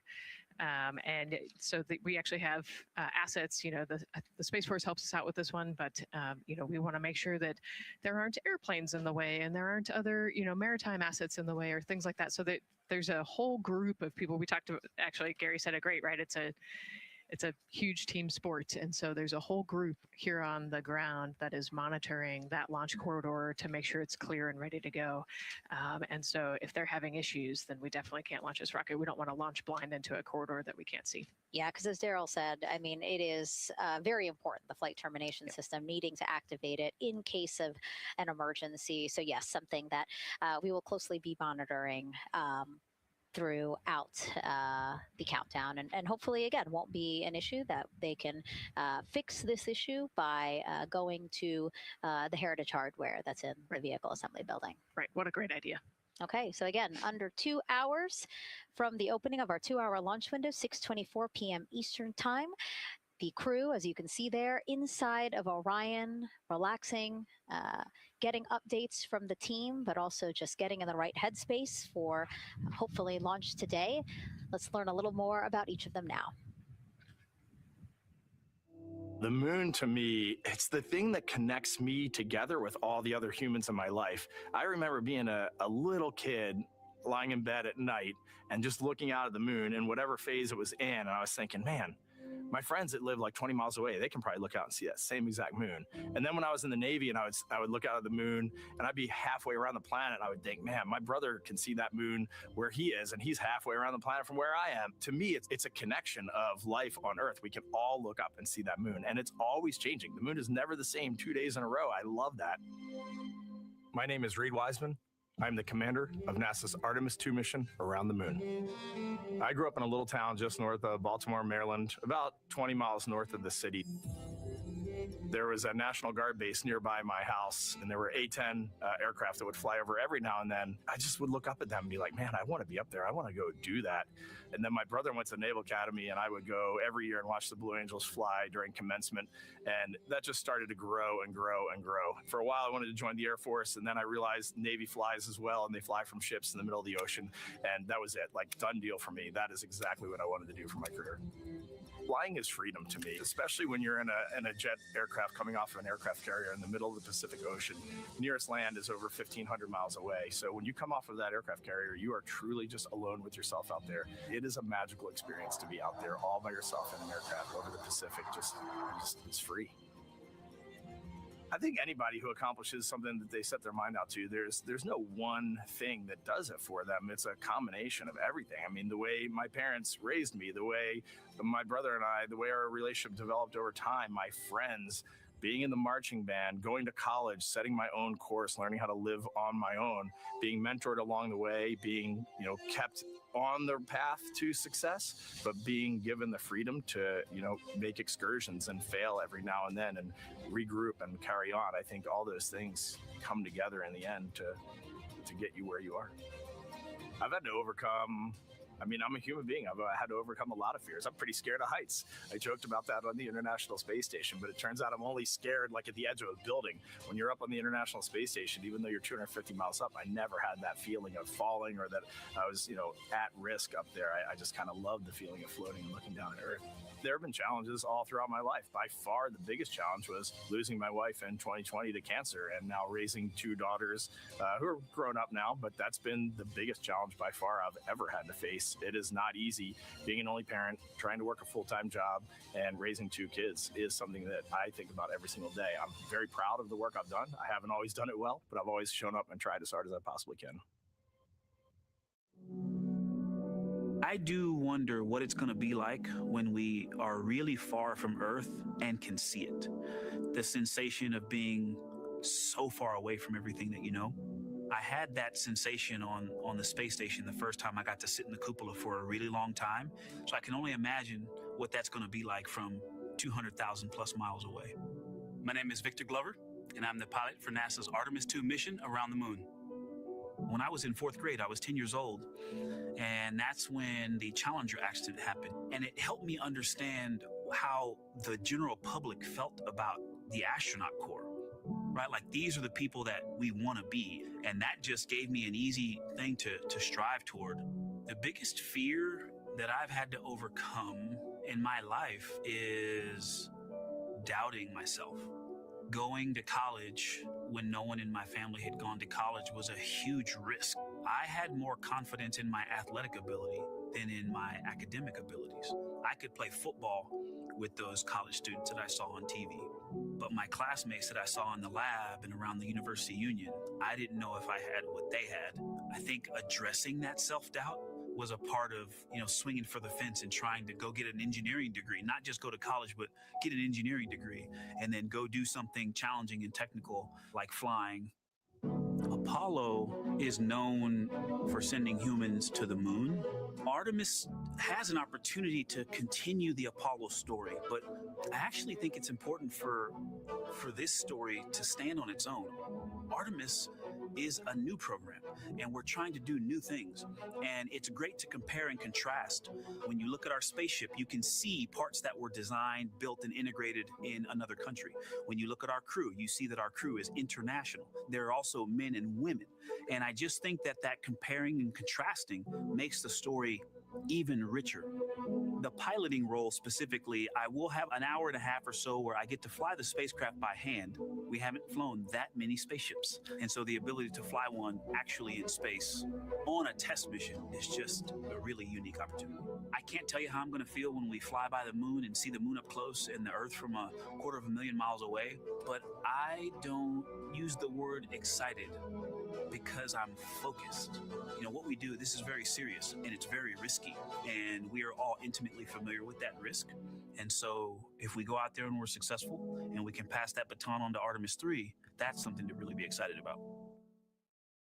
I tell a story, which is one that my dad told me before the Apollo missions when he was just a very little boy. He was looking up at the moon with his mom, and his mom said to him, "Don't worry, Ronnie, we'll never get there." Fast forward maybe 70 years later, it's his daughter that's actually going there. And I think that long arc is something that we can all learn from. The idea that the seemingly impossible becomes possible if you just believe in it and are willing to work hard and come together to achieve it. My name is Christina Cook, and I'm a mission specialist for NASA's Artemis II mission around the moon. When I look back at my dreams as a kid, I definitely never thought I would actually get here. I was very pragmatic. Even though I'm a dreamer, I knew that the odds were way against me again, so I might as well do something I'm loving in the meantime. I definitely loved science and math in school and, did pretty well in those things, but I also loved being active. I was always outside. I loved things that made me feel small. I loved looking at the night sky, oftentimes between the pine tree branches, or I loved the ocean. North Carolina also has mountains, and when we go there, I just loved the vastness of all of those things. I loved how they made me feel and what they made me think about, and the vastness of the universe and how much out there was to learn. I'm drawn to exploring. I'm drawn to challenges that involve both mental and physical. And I'd much rather be solving problems, wearing a whole lot of equipment and in a harsh environment. And that's just something I've carried with me ever since I was a kid. Thinking about the fears or challenges that I've had to overcome, there are just so many. I mean, basically, it's just that has been the journey. I always say to people, do what scares you. And that means I have to follow my own advice. So doing what scares me meant getting on a plane and going to the Antarctic, getting on a plane and going to study abroad in Ghana, applying to become an astronaut, opening the EVA hatch in the airlock and going out of it into the darkness, strapping myself onto a rocket. And so for me, I think that no matter what the challenge, recognizing that if people believe in you and you believe they believe in you, the challenges seem always a little bit easier. To me, the moon, it represents history. It is a witness plate. Everything that's ever happened to the moon is still written on the moon. Every single person has looked at the moon their entire lives. We see the same moon. That's something really special. It's just the epitome of a symbol of something that's in each of our hearts, but that's also represents exploration and reaching. I have this very distinct memory of seeing an image of an astronaut standing on the moon. It's burnt in my brain because I went back to it so many times in my childhood, and I would look at that image, and I know it had a huge impact on me that humans had walked on the moon. My name is Colonel Jeremy Hansen. I'm an astronaut with the Canadian Space Agency, and I'm a mission specialist on NASA's Artemis II mission around the moon. My elementary school years, I grew up on a farm outside of London, Ontario. I spent as much time as I could with my dad on the farm. I learned the value of hard work, for example. If I wanted to go to work with Dad, it was going to be a long day, and I was going to have to not complain, or I wasn't going to get to go the next day. I had a treehouse. I had a vivid imagination. And I changed my treehouse into a spaceship. I made all these dials and controls. I had circuit breakers for switches that I found in the barn. And I was exploring space in my imagination. The most important thing I did to get to where I wanted to go in life, which was flying fighter jets and eventually becoming an astronaut, is I shared those desires with other people. And it turns out, just like you don't go to the moon on your own, if you could, I would have done it a long time ago in my treehouse as a kid. You have to go as a team. I think the biggest impediment to achieving my goals was, of course, myself. And I think that's a common human experience. There are many times where just little things would get in my way, and my immediate interpretation of that was, well, now that goal is out the window. People must have lifted me back up, and somewhere in the back of my head, that persistence came through. And I think that's a common human experience, to doubt ourselves. I've come to this realization that I believe that we all have gifts to contribute, and the goal is to figure out how to use your energy towards adding positively to humanity's existence on this planet. But I love it when humanity sets big goals, like sending humans to the surface of the moon with an eye to eventually going to Mars, because when we do that, we can bring together genius from not just even in one country, but around the world. I've also learned from my indigenous mentors that they refer to the moon as grandmother moon. So you've probably heard of Mother Earth. They use grandmother moon because grandmother moon is responsible for the water in their community, just like the moon moves the water around the planet, affects the tides. And I think that's a really beautiful thing for us as we go back to the moon, to think about all the different cultures around the world and how they view the moon differently. And that's really neat because we all share that same moon in the night sky.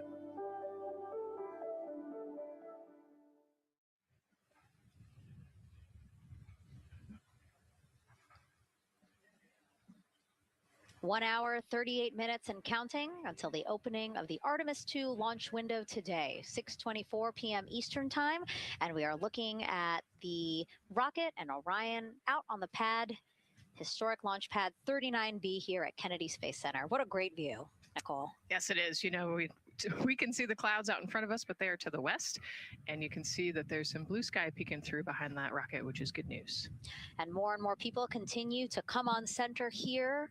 About a couple of hours ago, folks with special passes to come on center were allowed to start driving on with family and friends. And of course, we have media growing by the moment here at the press site here at Kennedy Space Center, setting up their cameras, setting up tents, interviewing folks. Again, this great jib shot that we have from our camera here showing all the interest that we have here at the press site. And actually, even to the right of us, so camera left, no, sorry, the right of your screen, left of us, plenty of other people there set up with their own tents, broadcasting to their own viewers.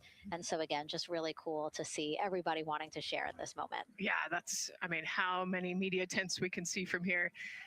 It's a beautiful thing. Yeah. I think it's important to share this message with the whole world. Yeah. And so let's take a look now at people who are watching in other parts of the country. We have this shot here from the U.S. Space and Rocket Center in Huntsville, Alabama. Oh, man, look Just at that. kidding. Museum of Flight, Seattle, Washington. So sorry. Hello to you over there. Sorry, I thought that you were in Alabama. But here you are from Seattle, Washington. Again, the Museum of Flight. They must have had a special event to bring people there to watch, as well as a special event here. Now, correctly, the U.S. Space and Rocket Center, Huntsville, Alabama. Of course, they would have a lot of people here, and I'm sure this crowd will grow when we get closer to launch. Marshall, the home of the SLS rocket. Yes. Yeah, this is a great chat. You can see all the people there, and obviously you've got quite a few artifacts in there as well. Oh, now see they us. know. Yes. Yeah, now they know. They're on the broadcast. That's too funny. Awesome. Hey, listen, it's all right. We can sit. We can sit and chill until we wait for the opening of the window. No, there they are. Yeah. Everybody's excited. Thank you guys Love for it. showing us your excitement. I know deep down it was in there. It's just that you felt like sitting at the moment, and that's all right. There's a little delay. Yeah, that's all right. Well, thanks so much to those supporting these watch parties and bringing them to us live here. Actually, our video paths are taking quite a circuitous route to be able to bring those live views in from Seattle as well as Alabama, but we're glad that we can be able to share it with you in the broadcast now. And so why are we going to the moon? Why does NASA want to build a moon base there? Here's Megan Carter again with our moon board. All right, thank you, Megan. Yeah, so we are right around that hour-and-a-half mark, hopefully for that launch. It's going to be very exciting. So they are going to have a few days to be around the low Earth orbit, and then they'll be heading on to the moon. So yes, let's talk what will be happening. Why are we going to the moon? So obviously this is not going to be a landing, as we've discussed. They are going to be coming with 4,000 to 6,000 feet around the moon's surface, and this is going to connect us directly to our past. Those Apollo missions did have 6 lunar landings, and the Artemis campaign is looking to build on that past by going back to the moon, staying longer, and then going farther. So how are we going to do that, and why? We have obviously talked a little bit about that lunar South Pole, and we are focused specifically on the far side of the moon for this one for a specific reason. You might have guessed we're going to be looking for some resources, especially, and that's going to be water or water ice. That is going to be giving us some really critical pieces for future missions. And as you can see here, we have identified 9 potential landing zones. So this is going to be a critical objective for our crew. Depending on when they launch, it will determine what is going to be visible, but we do have these 9 landing zones right here around the Shackleton crater. And as you can see here, a lot of that area is deep and dark. And that is where we are going to be looking for that water ice, because that is obviously going to give us not just water to drink, but as we know, that can actually be converted into our propellant potentially, that hydrogen and oxygen. So that is going to make the moon a critical place for that moon base, because we want to think of it essentially as a backpacking trip. If you have your tent and your hiking boots and your camping stove and all your gear, you don't want to take that out and be on the trail for the first day and then try everything out. You're going to test things out a little bit closer to home before you go out on that adventure. And that kind of goes for us as well. So the moon is going to be critical for us in the future steps towards our lunar landings, and then also for going farther on to Mars in the future. It's going to set us up for that deep space exploration, and we can't wait to see what they see once they get to that flyby. But for now, we are, like I said, getting closer. So I'm going to turn it back over to you, Megan. Exciting stuff. Again, the idea of accomplishing a moon base, like as we've been saying, sometimes things just seem like science fiction, and it's amazing that we're making it science fact. Yes, yeah, we're going back. We're going to scout it out, and then on the future Artemis missions, we're going to put boots back on the moon for the first time in over half a century. But we're going to stay, and we're going to learn from the moon, and we're going to, as Megan talked about, the water ice, and harness that resource, and not only learn from the moon about Earth and about the solar system, but also figure out how we get to Mars from the moon. And so what we're seeing now back inside the White Room with the closeout team, they are removing basically fixtures that protected the crew module hatch while they did work around it, right, Nicole? Yep. Yeah, so anytime that you're moving around and working, there are some sensitive sensors and parts of the crew module that we don't want to kick or bump into, and so it's easier to just put a guard up while you're working in there and then take it down later. And so this is a visual cue for us that the team is getting ready to close the last hatch, again, the launch abort system hatch. Can you tell us about what the LAS is?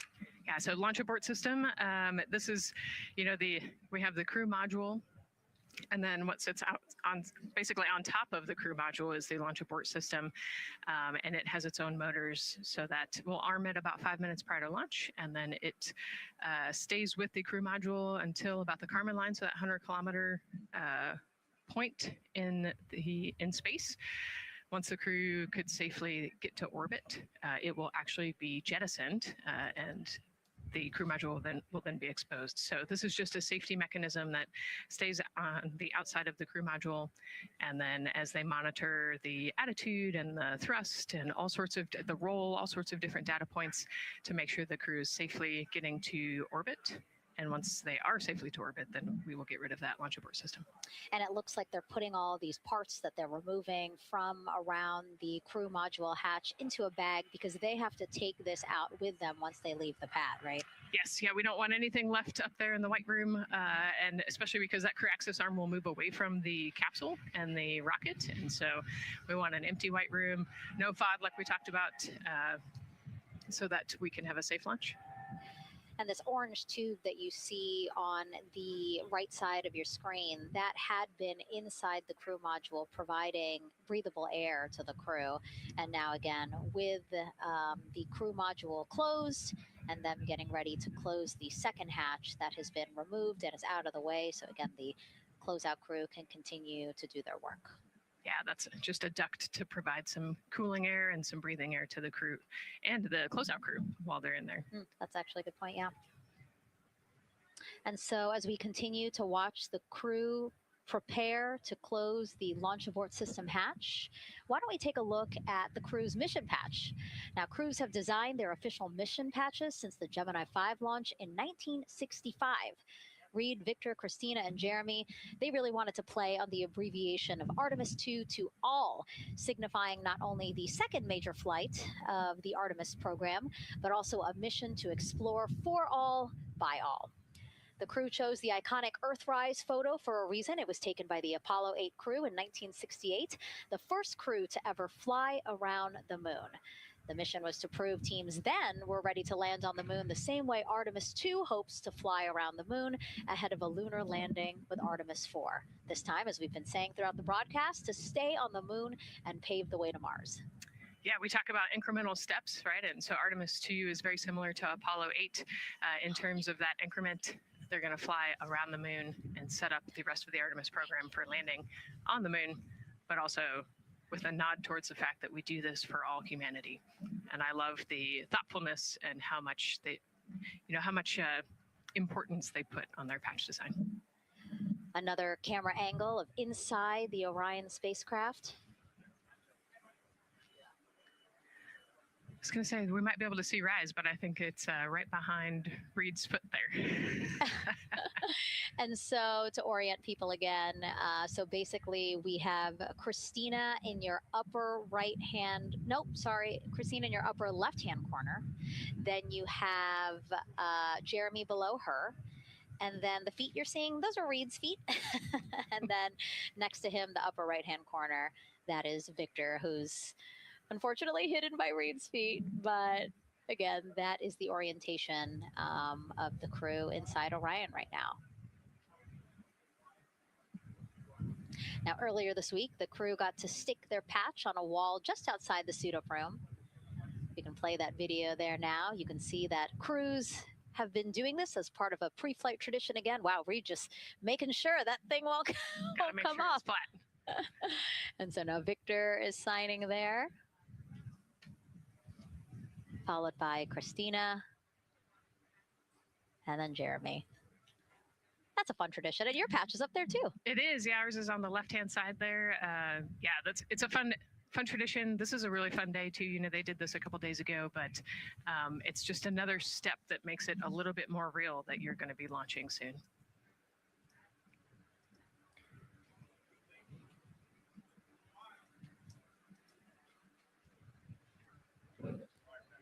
Again, we talked a little bit about this before. The basically like a computer there on Jeremy's leg, a way for him to just check out the data, see some of the data that also Reed and Victor are getting to see, but in those much bigger displays for Orion. Right, yeah, it's basically a tablet on his leg, and it's actually plugged into a cord nearby that allows him to have a screen repeater so he can see what they're looking at. And it looks like he's taking notes. Can you talk a little bit about what that is? It's part of, all of them have like a little procedural book, right? Right, yeah, so they have what we call a knee board, and they'll have blank pages to take notes on. They might have a cue card or procedures, or they can be kind of custom built to what each crew member wants for their knee board. This mission, of course, built by people and companies in all 50 states, as we've been saying throughout the broadcast, and with our international partners as well. Let's take a look at some of the people playing such a big role in today's test flight. What we're doing here is a collaborative effort of hundreds of thousands of people. This is about the parts, the hardware, the software, the services, all coming together to make that mission possible. My dream for this space program is that we would not just push the boundaries, but that we push them together. And liftoff of Artemis I. We rise together, back to the moon and beyond. It takes a team to do great things. And Artemis has an incredible team. We have international partners. We have commercial partners and industry partners. It takes unity to accomplish great things, and that's what this mission's all about. We're not sending our money to the moon and lighting it on fire. We're putting that money right back into the economy in ways that benefit everybody. So every dollar that comes out of the Treasury that goes to support this mission goes back into the Treasury 3 times. What is very important to me is that we do it the right way, and that we do it with our values, that our industries grow, that our communities grow, that our families are healthy and safe and have amazing things to work on. Then we're going to build machines to go even further onto Mars. That is our generation, the Artemis generation, that defines the starting point of our exploration future. I just want to say thank you to all of the hands that have touched a part of this program and the hearts that have moved everyone to this goal, because we're going to the moon and we're going beyond. One team. One team. One team. One dream.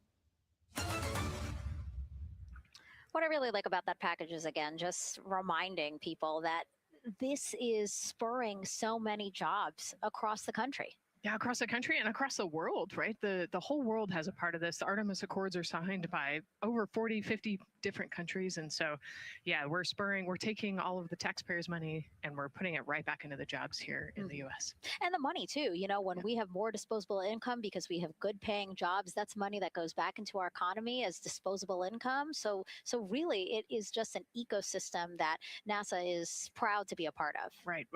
Not only is it about the money and the economy, right, but it's also about the science and what we're going to learn and exploration. You know, on top of all of those things, we benefit the economy as well.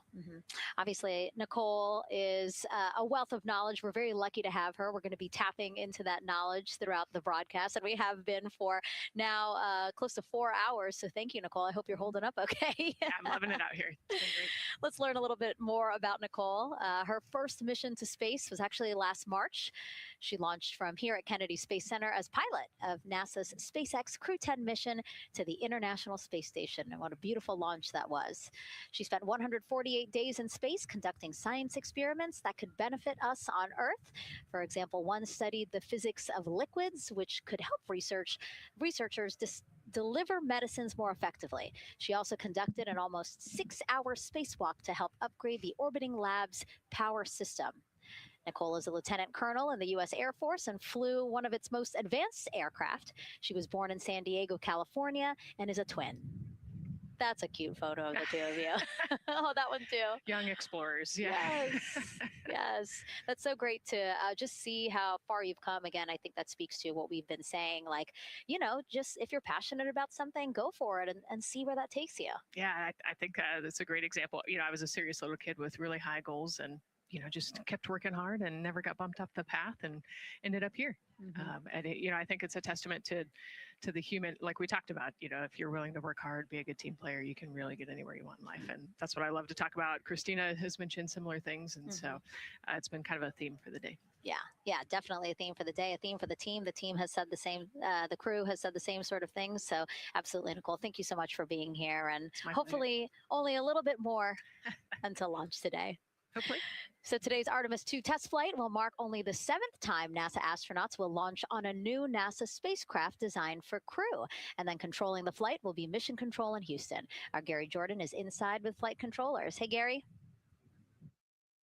Hey, Megan, you are right. This is a significant milestone, and we may be putting the names of a few more astronauts in the history books today. The Artemis II crew is set to launch today. Will join a select list of humans to fly in a spacecraft for the very first time. And Artemis II, like missions before it, is a test mission. During ascent, the crew and the teams here in the room are prepared for a variety of scenarios. Some of these will be called out directly by Capcom Stan Love during ascent, and some are a little more subtle. These calls can be split into 2 categories: alternate main engine cutoff or MECO targets and aborts. First, there are 2 alternate MECO targets, or AMTs. These note milestones to give flight control teams and astronauts an idea of what would happen after that moment should the core stage lose one of the main engines. First is AMT low. You won't hear it called out by the crew or Capcom since this happens right at liftoff. If the core stage loses one engine at this moment, an abort once around option could be made at main engine cutoff, meaning the crew could target a splashdown in the Pacific. The second is AMT high, which would be called out by Capcom's Stan Love around 22 seconds. After this moment, if the core stage loses an engine, we can still pursue an alternate mission in low Earth orbit to accomplish some of the test objectives. And at about 5 minutes, 16 seconds into the flight, you'll hear the call 3-engine press. This is a good moment. After this point, if the core stage loses an engine, we can still make a nominal main engine cutoff and pursue a moon mission as expected. Again, these MECO targets give the flight control teams and crew an idea of what lies ahead should one main engine be lost, but assumes we are otherwise continuing to a main engine cutoff target. This differs from an abort, where the Orion capsule separates from the Space Launch System prior to the planned separation time. There are abort options at every moment that integrity is attached to the Space Launch System, from the pad to more than 3 hours into the mission. During the first 8 or so minutes of powered flight, there are 3 abort options. First is the use of the launch abort system, which you see at the very top of the rocket and here in the White Room where the hatch is open and teams are working to close it. This particular abort capability can be used from here at the pad through roughly 3 minutes and 22 seconds into the flight. Next is an untargeted abort splashdown, or UAS. This uses Orion service module engines to escape the SLS and becomes available immediately after the launch abort system jettisons. Third is an abort once around, or AOA. You'll hear Capcom Stan Love call AOA open around 7 minutes 30 seconds into the flight. This also uses the service module engines, but the burn profile is a bit different to aim for a splashdown in the Pacific after one trip around the Earth. NASA's expedited recovery teams are staged off the coast of San Diego to get to the crew and integrity quickly for this abort option. An AOA option continues to be available until solar arrays are deployed on the Orion service module a little more than 30 minutes into the mission. At this point, an abort to orbit, or ATO option, becomes available until separation from the upper stage around 3 hours and 23 minutes. Mission profiles can vary depending on when an ATO is executed in that window, but with power being drawn from solar arrays, it buys more time for astronauts and flight control teams to make decisions and stay in Earth orbit, return for a splashdown, or continue to the moon. The Artemis II crew and flight control teams are well trained on all of these scenarios, and the calls you hear to the crew on Orion to Earth may help them be in a ready state for whatever challenge may come their way. At this time, we're not tracking any significant issues here in mission control in Houston, Texas. That would be showstoppers for today's launch. We're continuing to, of course, monitor the countdown along the way MS1, and make sure all systems are go for when we reach T0. With that, I'll send it back to you, Megan, at the Kennedy Space Center. All right, we are ready for another reading if you are ready over there. Yes, sir. CBA is steady at 2,600 PSI. All right, copy that. And you know, the more times we ask you to do that, the closer we get to launch. So that's a good thing. Copy. You heard it there from NASA Test Director Jeff Spaulding. The more that they keep on asking her how the pressure is holding in the counterbalance assembly mechanism is a good thing, because it means we are getting closer to launch. So that's amazing news over the loops that we just heard on Orion to Earth 1. Again, that communication channel with the crew. But now I want to get back over to Daryl with the launch team. He has an update now on the flight termination system that the team was tracking. All right. Thank you very much, Megan. And we're getting an update now from the launch team as we speak.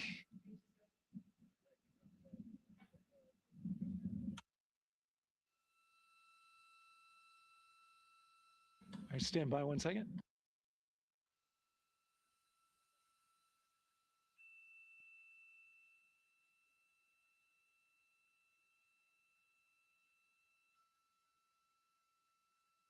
Okay. Sorry about that. We're just getting an update, in fact, about what I was about to report out on the range. And the good news is the range is go. So we reported that they were working to verify their equipment regarding the FTS system. And they asked for a little of that verification work to be done by one of the FTS engineers here in the firing room. He went out to the VAB to get some legacy hardware to help out with it. But in the end, this is a fix that the range had come up with to get clearance, to clear the range rather, and to as well work the FTS system. And so now they are go. Again, the range is go. That is no longer a constraint. And so you combine that with the fact that the rocket and the ground systems here also working, no constraints, clear board here is great news. So again, the range is green, and we're continuing to work through the countdown. We got a weather update that came in to the launch director from Launch Weather Officer Mark Berger. He reported out that there's still a little bit of feisty weather activity that's happening up in the Titusville area. That's the city neighboring the Kennedy Space Center. Those showers had passed over Kennedy, and then now they're currently over in Titusville, currently still within that mile kind of constraint of flight through precipitation rule.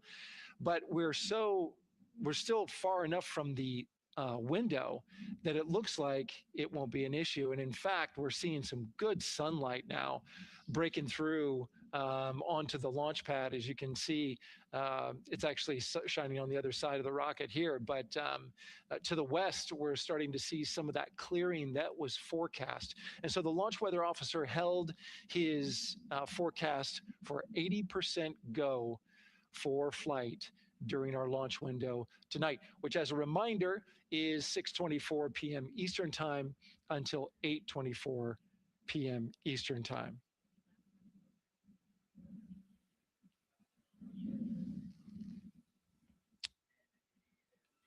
And we're also hearing that the last hatch closure, as you can see in the bottom corner of your screen, they're starting to work on that. That's the launch abort system hatch. There are two hatches, the crew hatch and the launch abort system hatch, and the closeout crew that you see right there, right on time with their work as they go to shut. And you can see it in motion right now, that launch abort system hatch. That's the latest from the firing room. We'll send it back to the host desk. Thank you so much, Daryl. Great news all around. And yes, we did just see them close the last hatch. And now we are looking at a live view of Banana Creek. Lots of people there, I'm sure, relieved to hear that that issue with the flight termination system has been resolved. And we are go for launch. Go for launch from the range, go for weather, and go from all of them, I would imagine. Yes, it's got to be exciting. The crowd is building. And as Daryl said, you can start to see the sun poking out here, and we can see all the clouds are moving north and moving away from us. So it's all good news. And so as we know, we have our Leah Martin down there at the Banana Creek viewing location, and she's standing by with some other guests. Hey, Megan, I don't know if you heard that huge cheer just now. If you heard a big rumble, as soon as Daryl said that the range was clear for launch, everybody clapped. It was super excited as we get to do some final countdowns. Standing next to me, I have Hudson and Maddox, the son of brothers here. And I asked you a little bit earlier, how excited are you to be here for launch? What did you say? I'm very excited. It's our mom's birthday, and not a better way to celebrate right now. I asked you on a scale of 1 to 10, how excited are you? Would you say? 11. Yeah, 11. I'm very excited. Super excited. Yeah. So, Megan, we've been watching the launch broadcast here and hearing some of the questions that you and Nicole have been asking and answering. And I actually wanted to ask these two kids, if you could take a 10-day trip around the moon and take 3 people with you, who'd you take with you? Well, I'd take my dad and my mom. And I mean, I don't know. Probably my best friend. I'd just say one of my friends, Oh, one of your friends. So brother got left out. Who would you take? That was just what I was thinking. My dad and my mom and my best friend. That's a pretty good answer. Your brother can get his own trip to space, right? Yeah. So I'm actually joined here also by Dad. Now, you were sharing with me that a lot of the work that you've been doing over the last several months has been prepping the launch teams, our engineering teams, our ground systems teams to get ready for launch, to be mindful and to be in this moment. How does it feel to be standing here knowing that the people you've worked so closely with are doing what they're passionate about, or doing what they were born to do, moments away from launching this rocket? I mean, this is an exceptionally happy moment for us and all of us and the people that are, about to take off on this historic trip here. And I'm grateful to know that we've helped in some way, shape, or form to help them stay steady and calm, in such an exciting time within the agency. And so to just be here and witness it and know that, they've got some tools to help them stay calm and steady is everything to us. So. Fantastic. Well, Megan, we are standing by ready to go, and we're ready to cheer this team on. Thanks so much, guys. And yes, Leo, we did hear that cheer. That was very exciting. I think the vibe over there is they're celebrating, they're having fun. And here, once they heard that we're go for launch, everybody had to run back to the camera and work. It's a little bit of a different vibe, but I definitely think that people are excited, especially as we see now live inside of the White Room at the launch pad. The closeout crew has closed the launch abort system hatch. You saw there, we took it live. Took a lot of them. I think all of them, except for one. I think it took all 3 or 4 of them to push that hatch door close. And then they felt around the perimeter of the door to make sure that everything was sitting just right. Right. Yeah. We talked about how heavy the crew module hatch is. This hatch is just as heavy probably. And so, they're working the closure here and working those connections. And you can see, there's still 3, 4, 5 people that we can see in the White Room. It takes a lot of people to get these hatches closed and this rocket ready to launch. Mm-hmm. And so the next step in the countdown is that this team will start closing out the White Room. So basically disconnecting things, stowing things, making sure that when they leave, there is nothing that isn't supposed to be there. And really, then at that point, it's just all 4 of the crew member, Victor, Reed, Christina, and Jeremy by themselves at the top of the launch pad. Yeah, and then eventually that crew access arm will move away, and then it'll really just be them up on top of that rocket. Mm-hmm. Yeah, your eyes lit up when I said that. That's exciting. It is. It is. Yeah, we had a moment, we talked a little bit about my fear of heights, but most of our crew is afraid of heights. And so there was a moment where I realized that it was just us, 100 and some odd feet up and no crew access arm, and may or may not have said something that made everybody go, huh. Were you wondering to yourself, how did I get here? We're pretty far up. That crew, again, bringing that drag-on camera. That camera is a handheld camera that is a live look for teams who are remotely watching these operations closely. Again, verifying that things are as they should be before the crew starts, the closeout crew starts leaving the White Room. You see them checking their procedures. You can see they're covering the ends of those hoses. That's to protect those hoses from FOD. So we don't want any dirt or anything to get into those while we transport them and stow them. So you can see Andre there working to close out the hoses as well while they're cleaning up the White Room. And so they'll tape that close. You just saw number 5 holding some tools. Again, we'll stow those away. You have to account for everything. Obviously, they did have tools out. They did have procedures, paper, notes out. Like all of that has to go. Yes, and you can even see on number 3's hat, he's got a string that's connected to his suit there. Mm-hmm. That's, again, just to make sure that we don't lose anything. If, gust of wind or you get knocked or something, you don't want to lose a single thing in the White Room. So everything is tethered, everything is accounted for, and everything is protected. The crew now, another live view of them inside Orion. Jeremy, Christina,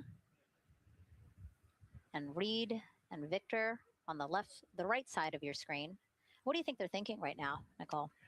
Oh man, just over an hour to launch. There's probably a little bit of a lull right now, monitoring some systems, but you can see Reed's got his feet crossed. So I think just trying to relax and, pass the time by maybe thinking through the items that they're going to monitor through the launch, the different jobs that each of them have throughout the launch. And once they get to orbit, this first day on orbit is actually really busy for them. Mm-hmm. They've got, 2 burns that they have to monitor. They've got to get the system set up and they've got to get the cabin set up. So there's a lot going on in the next 24 hours for this crew. I think they've got a couple sections where they get to take a nap, but I don't think they get a full night's rest for quite some time. So, yeah, going through what's next. And so as we say that, I mean, imagine what it would be like to live in a spacecraft for 10 days. Let's take a look at what life will be like in Orion. Artemis II is our first crewed mission back to the moon since the Apollo program.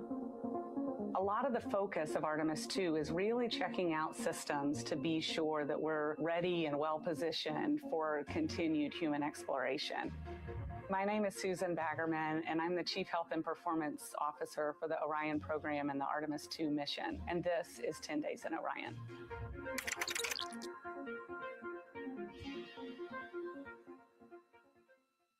For this mission, the crew will launch in the Orion spacecraft on top of the Space Launch System rocket, or the SLS rocket.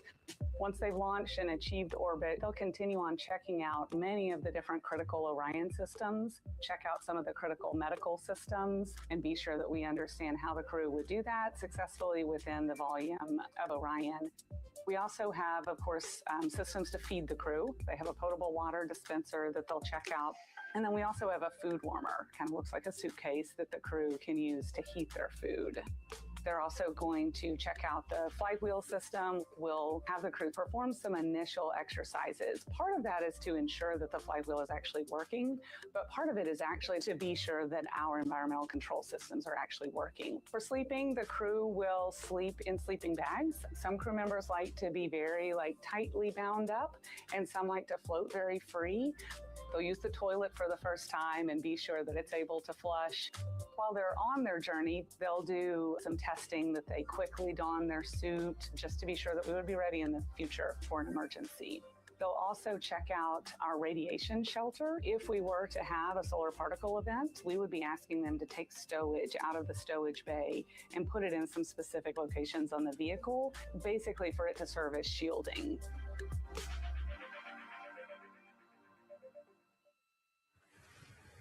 And so I want to talk a little bit more about what we just heard in that package. I am interested in the space food. So Reed, Victor, Christina, and Jeremy have a pretty big menu to choose from, so that's really cool. We're actually going to pull up a graphic now that kind of shows you some of the food that they're going to have with them on their 10-day journey around the moon. We know of more than 10 types of beverages. There's coffee, a mango peach smoothie, apple cider, lemonade. So those all sound delicious. And now I've just remembered I haven't eaten lunch.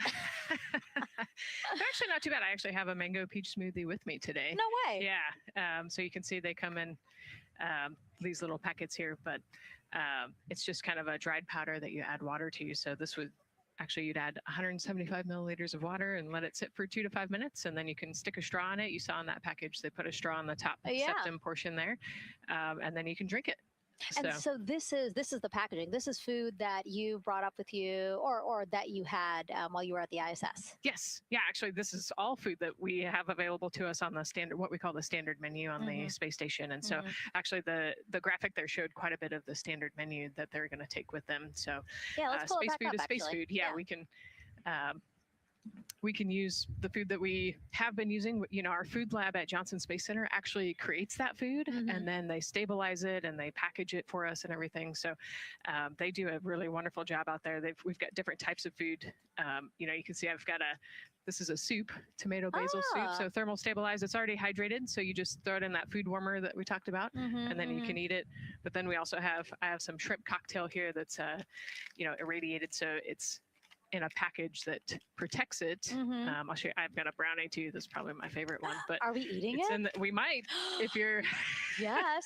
Look, see, they want us to eat. I don't know what happened, but it worked out. Yeah. With what we were saying here. So it's in an outer package to help protect it against, you know, radiation, and then it's in this inner package. And so this cosmic brownie, actually, the trick, Anne McLean, my crewmate, taught me, the trick is you got to put this in the food warmer and get it nice and warm, and then you can get it. But so what we do is we just take scissors and you open it up, and then it comes right out. So these brownies are nice because they don't have a ton of crumbs, and so you can actually just eat it pretty easily in space. You know, if you imagine, that would not happen in space.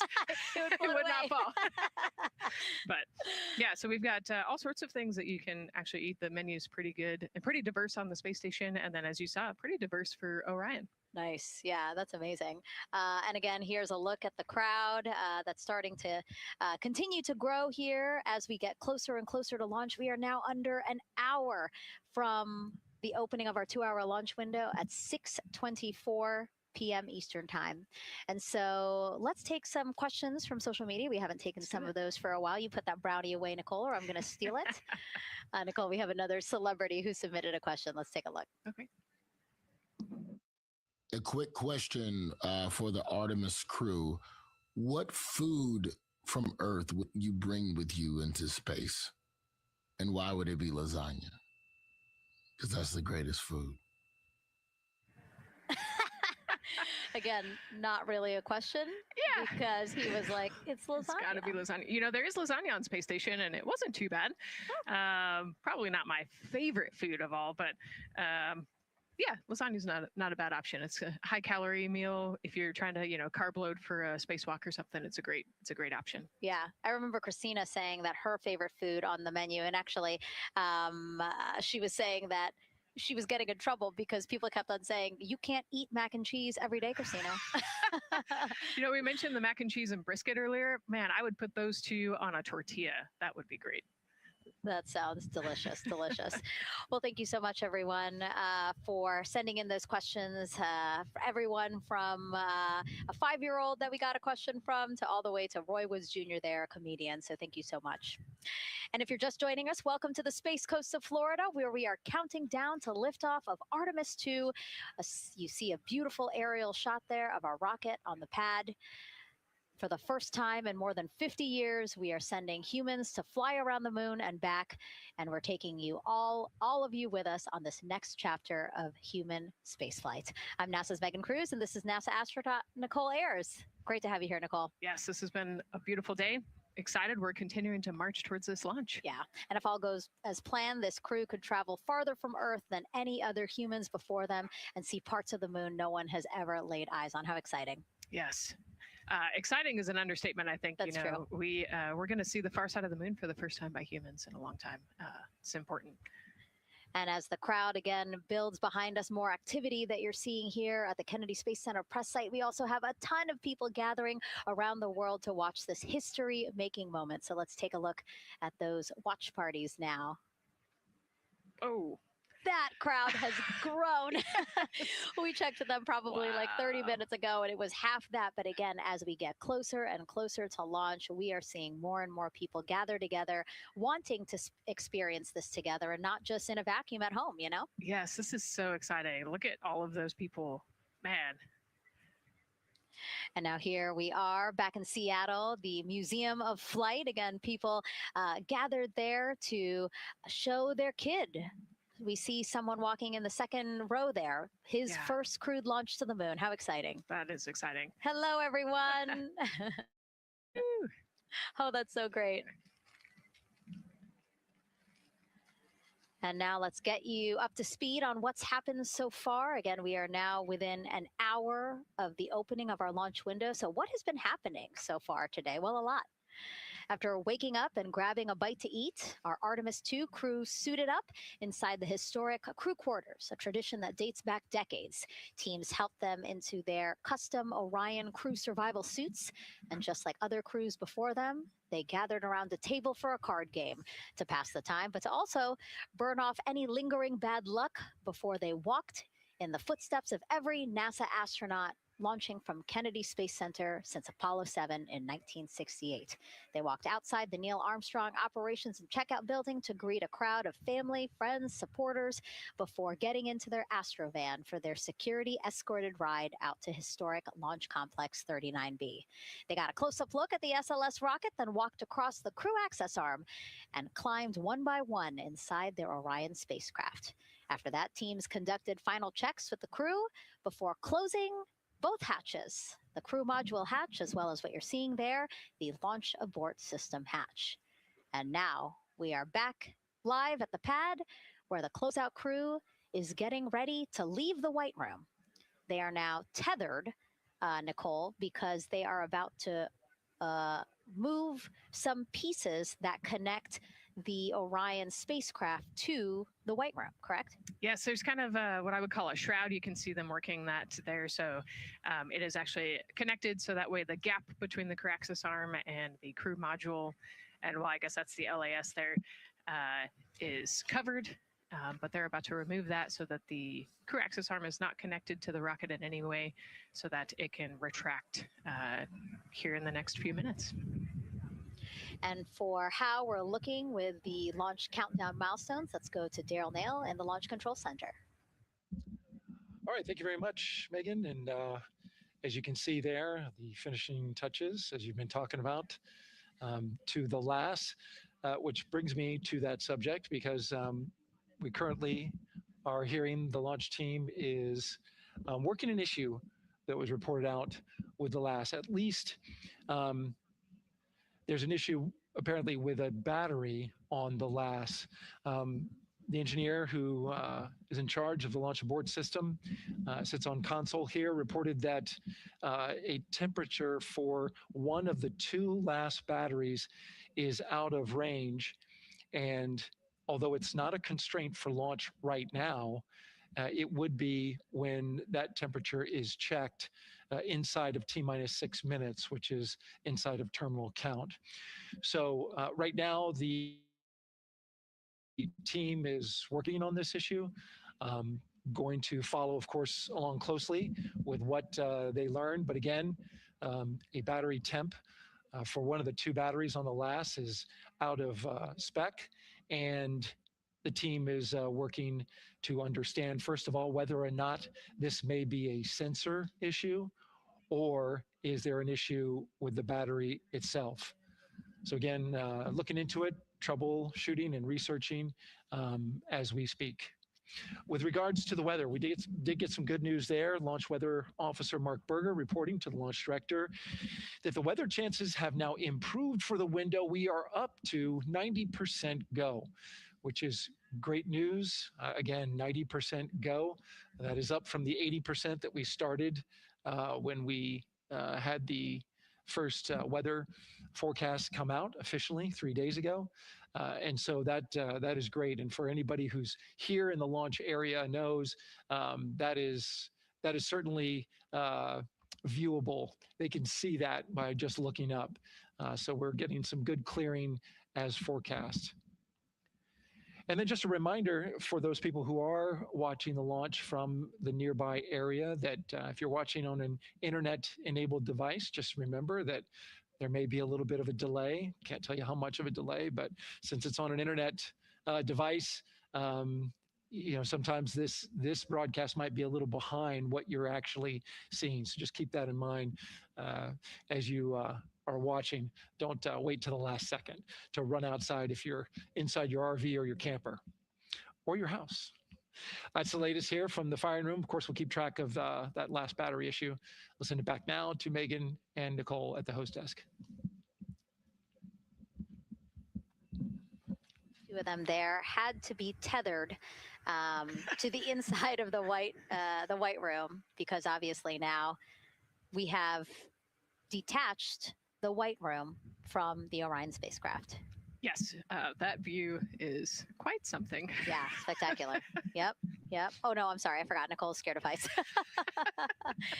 An astronaut afraid of heights is actually not uncommon, as we've learned today.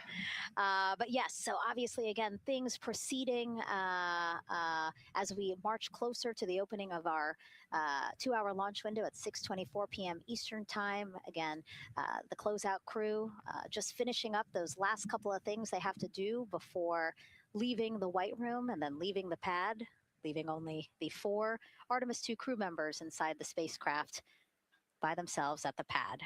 Yeah, and then we'll be curious to follow the battery issue on the LAS as well. I think sometimes it's just a sensor issue, sometimes it's a battery issue. So hopefully they figure that out quickly. Mm-hmm.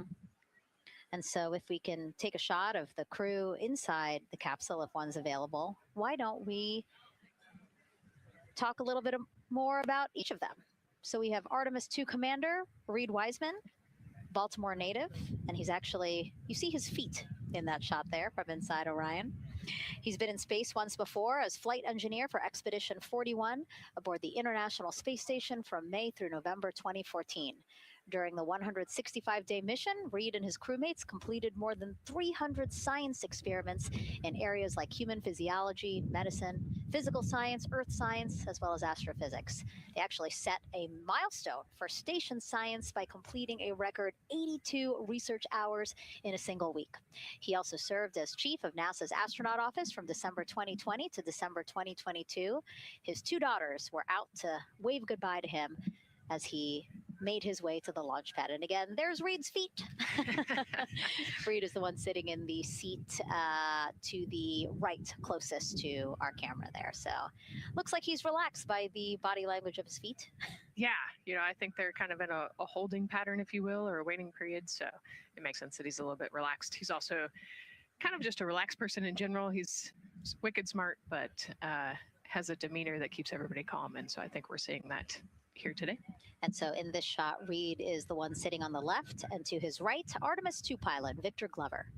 NASA selected the California native as an astronaut in 2013, and at the time he was actually serving as a legislative fellow in the United States Senate.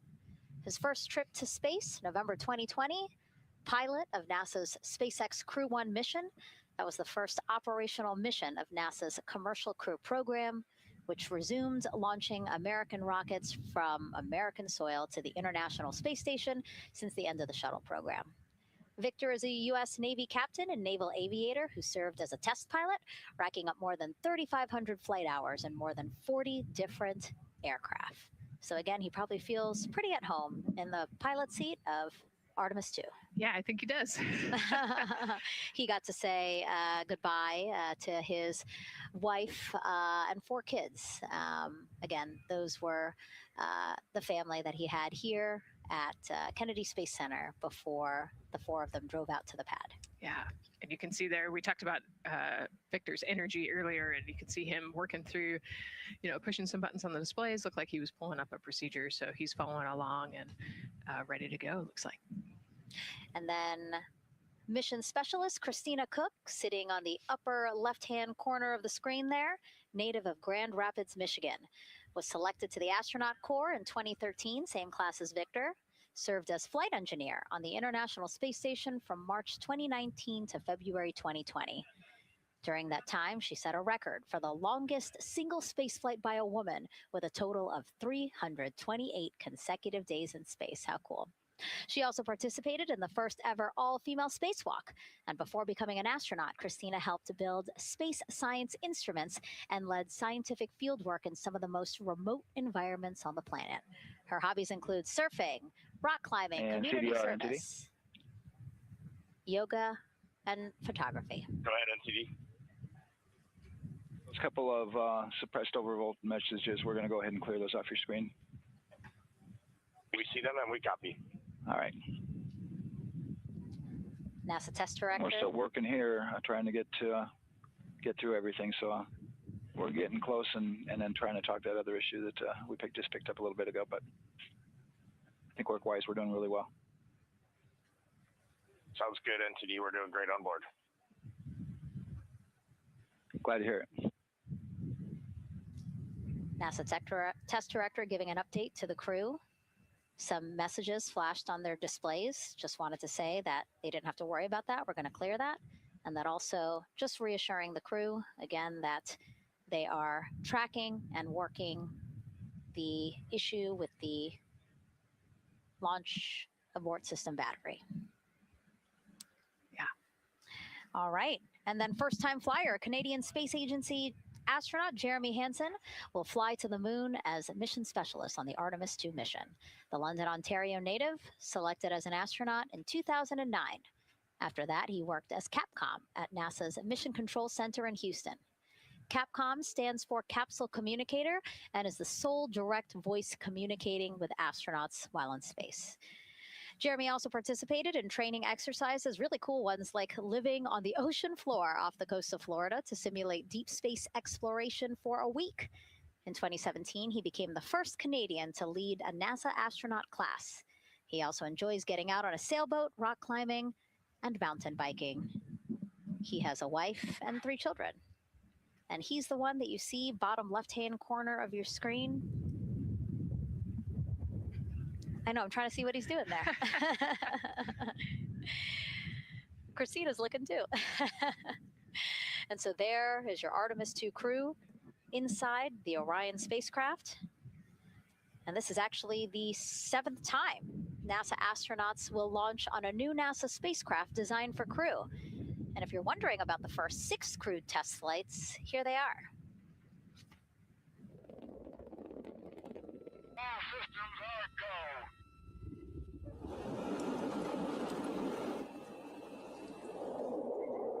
go. Gemini 3, Gus Grissom, John Young, March 23, 1965. Apollo 7, Wally Schirra, Don Isley, Walt Cunningham, October 11th, 1968. Space Transportation System, or STS-1, John Young, Robert Crippen, April 12th, 1981. Then NASA's SpaceX Demo 2, Doug Hurley, Bob Behnken, May 30th, 2020, followed by NASA's Boeing crew flight tests. Butch Wilmore, Sonny Williams, June 5th, 2024. And now, Artemis II with Reed, Victor, Christina, and Jeremy. It is really surprising, honestly, to hear that through all these decades, through all these launches we've had, this is only our 7th new vehicle that we're testing for crew. Yeah, you know, we have so many different missions that we think about and we talk about, but really 7 vehicles that we've tested and that we're flying. You know, I like to think of spaceflight really as a permanent test, right? We have, you know, hundreds of missions or so. You know, an airplane that gets tested and then flown has thousands of data points. And so really spaceflight is always going to be in the test field. And I think it's important to remember that, especially as we put humans on rockets that we never have before, or for the 7th time we start a new vehicle and a new mission. Just getting word now that White Room closeouts are complete. And so the closeout crew is preparing to leave the pad. It's exciting stuff. We are making good time, and the closeout crew is doing really well. 41 minutes, 43 seconds and counting until the opening of our window. And Artemis II is a 10-day mission that will send the 4-person crew on a journey around the moon and back to Earth. It will be a critical step towards future lunar and Mars missions.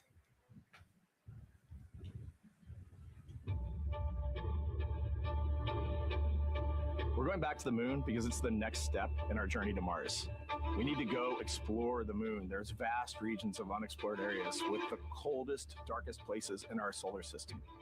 This is a test mission, and when we get off the planet, we might come right back home. We might spend 3 or 4 days around Earth. We might go to the moon. That's where we want to go, but it is a test mission, and we are ready for every scenario as we ride this amazing space launch system in the Orion spacecraft. But another reason we're going back to the moon is to fulfill NASA's mission, which is to explore the unknown in air and space, to innovate for the benefit of humanity, and to inspire the world through discovery. And when we succeed and when we accomplish the things that we set out to accomplish, that inspiration not only can set up new things to happen, but it also is a reminder in tough times that we're capable of doing great things when we work together.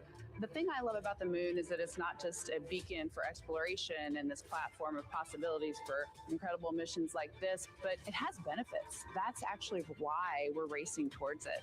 Those benefits are really wide in nature. You have everything from innovation, technology development, not only for future missions going deeper into the solar system, but technologies that come back to Earth. You have inspiration, a whole generation of people starting this pipeline of STEM workers and manufacturers and operators that are excited to see what you can do when you work hard and you come together as a team. When I think about the 4 of us flying around the far side of the moon, seeing that Earth rise, taking images and video and sending them back to you, the feeling that I have inside is hope. We know that Artemis II is not the solution for humanity on planet Earth, but it is a contribution in the positive column. We hope that just for a moment that people will pause and say, wow, it's extraordinary when you look back upon the Earth with over 8 billion people, and you see this concrete example of what humanity can do, this extraordinary thing when we set big goals And CDR entity to achieve.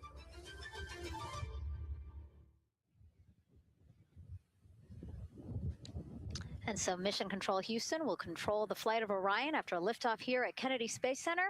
Here's Gary Jordan, who's embedded with that team. Gary, you might have to pause because we did just hear a call out to the commander in Orion. Will do, Megan. I think that was Commander Reed Wiseman responding to prepare for some of the next steps. We are now holding at the T-minus 10-minute hold, expected a 30-minute hold. So we are well on the countdown. We are well on the timeline to meet this L-minus time and launch towards the beginning of the window, but continuing to track progress along the way. Again, I'm here with the Artemis II flight control teams in Mission Control Houston. The team in the room behind me has been monitoring the countdown and verifying their own mission-specific launch criteria of the Space Launch System, the Orion spacecraft integrity, and its crew. During the final poll before launch, if all looks good from each of the flight controllers in this room, Flight Director Judd Freeling will report a go for launch from Houston Flight. Upon liftoff, teams here take control of the mission and communicate with the crew while they fly on the Space Launch System. This phase of flight is highly dynamic, and each console position has a dedicated and important role of looking after critical systems. You'll hear calls from Capcom and NASA astronaut Stan Love in this room to the Artemis II crew as milestones are reached during the more than 8 minutes of powered flight on the core stage. Liftoff and ascent are just the beginning. This room will be staffed around the clock over the next 10 days to oversee every moment of the mission through splashdown. Here from the Johnson Space Center, we'll be streaming the mission live 24/7 so anyone can follow the crew's journey, take peeks inside the spacecraft, and share the experience of a lunar flyby with astronauts looking down at the moon's surface. Teams here have been rehearsing tirelessly in simulations to throw every conceivable and inconceivable scenario their way. We are ready and eager to begin the Artemis II mission. Still milestones to come as we continue the countdown, but we'll be right back with you during the ascent phase of today's flight. With that, Megan, I will send it back over to you at the Space Coast. Thanks so much, Gary. Under 37 minutes until the opening of our 2-hour launch window, 6:24 p.m. Eastern. I've never been more excited for a time. But why don't we send it back over to Megan Carter with the Moon Board to learn more about what happens after ascent. Absolutely. I am definitely also getting excited. Things feel like they're starting to pick up a little pace here. A lot is about to happen within the first 10 minutes of launch, but what happens after those first 10 minutes? Let me take you over here to my mission map so we can kind of jump ahead and let me explain a few things. So our main engine cutoff is going to stand for MECO, and that is essentially where the rocket's job is done, and it is then going to turn the propulsion duties over to our ICPS. That stands for Interim Cryogenic Propulsion Stage. Don't try and say that too many times fast, but the ICPS is going to be right here, and that's our in-space propulsion. About 50 minutes into, after about 50 minutes into launch, it is going to conduct that first burn, and that's going to be the perigee raise maneuver. Essentially what that is going to do is going to raise the spacecraft from a lowest point of Earth just a little bit higher into space, and then they are going to conduct that nice path. It's going to set them on that nice circular path around the Earth. That's when they're going to start to be able to really check out the spacecraft. The Orion spacecraft is going to be able to, like we've talked about, be maneuvered by the crew. They're going to check out those life support systems, and communication checkout's going to be vital at that point as well, obviously. Then they will be conducting that another burn, and that's going to raise them just a little bit higher again. And then they will, it'll be about time for the ICPS to separate, and they will start another lap around the Earth as well. Now, the ICPS, but even after it separates, its job will not be done because they will have the opportunity to conduct something called the Proximity Operations Demonstration. And this is going to be really important for our future lunar missions because the ICPS actually has a target on it, and the crew is going to have the opportunity to manually maneuver these spacecraft like we've mentioned and practice those docking maneuvers. Now, obviously, they will not be docking for this mission, but that is, again, going to be critical for those lunar missions in the future. Now, All right, after that ICPS has separated and they've done that second lap, they're going to conduct 2 more burns. And what these burns are going to do is set them up to the high enough orbit and a fast enough speed in order to conduct the translunar injection. This is going to be that critical moment and that critical milestone where they are going to produce about 6,000 pounds of thrust. And this is that point that is going to take them out of low Earth orbit into deep space, and it's going to set them on that nice path towards that lunar flyby. And I know we have talked a little bit about why this could be a record-breaking flyby and journey to the moon. And with that, I'm going to turn it back over to Megan so she can tell us just why. Yeah, she's talking about the distance record set by the Apollo 13 astronauts in 1970. They were 248,655 miles away from Earth, and this Artemis II crew might surpass that on flight day 6 when they fly around the moon by more than 4,000 miles. Yeah, it's a long ways.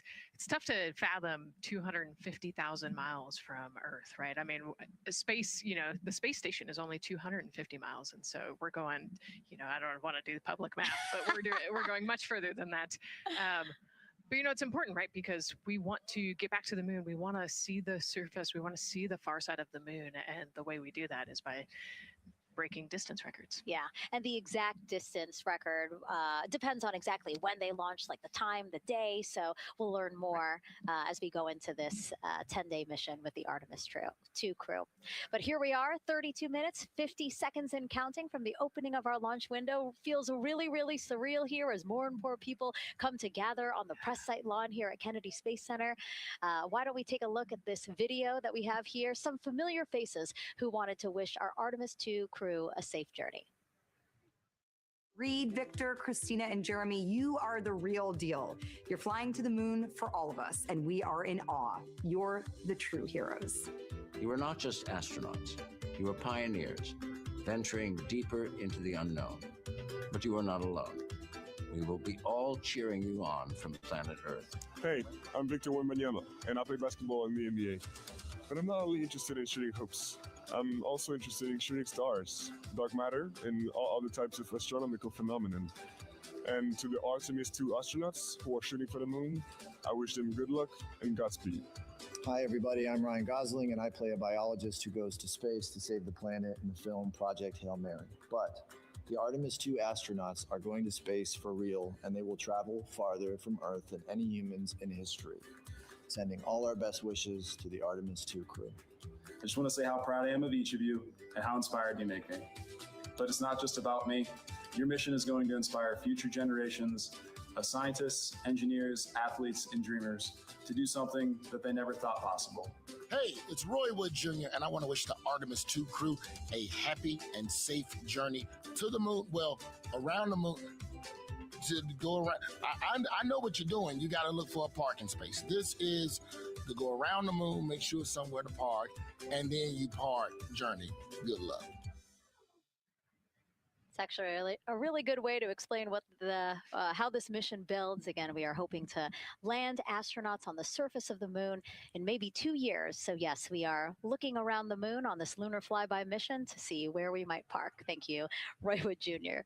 Okay, and as we look at this live view of the rocket on the pad, there is a spectacular place here at Kennedy Space Center to watch launch from, and that's the Banana Creek viewing area. Why don't we go back there where the crowd is excited, and Leah has the best assignment ever talking to people who are super excited about being here for Artemis II. Oh my gosh, Megan, you talk about the excitement being palpable. I'm telling you, everybody here on pins and needles as we get just about half an hour away from launch. I've been walking around talking to people, and I'm just struck again and again by how many people are here from across the agency. I want to introduce you to just a small portion of the people across NASA who have been supporting this mission. Patty Ortiz, NASA Armstrong Flight Research Center, Orion Program. Orion. Kathy Graves, Glenn Research Center, Office of STEM Engagement. David Alexander, NASA Glenn Research Center, Office of STEM Engagement. Jennifer Becerra, Johnson Space Center, the Office of STEM Engagement. Here we go, right back here. Where are you from? I'm from NASA Glenn Research Center, Joseph Panakitis. Joseph, here we go. Wes Furman from APL. Maria Arredondo from Headquarters, Next Gen STEM. Mark Robinson, Stennis Space Center, Commercial Space. Amira Flores, Office of the STEM Engagement. Molly Kearns, NASA Glenn, Space Communications and Navigation. Matthew Pierce, Goddard Institute for Space Studies in New York City. Here we go, and right over here. Lauren Ring, Ames Research Center, Data Integration. So we're coming together. We're one big NASA team, one big NASA family, and we have one major message before we launch tonight. Okay, guys, what are we going to say? 1, 2, 3.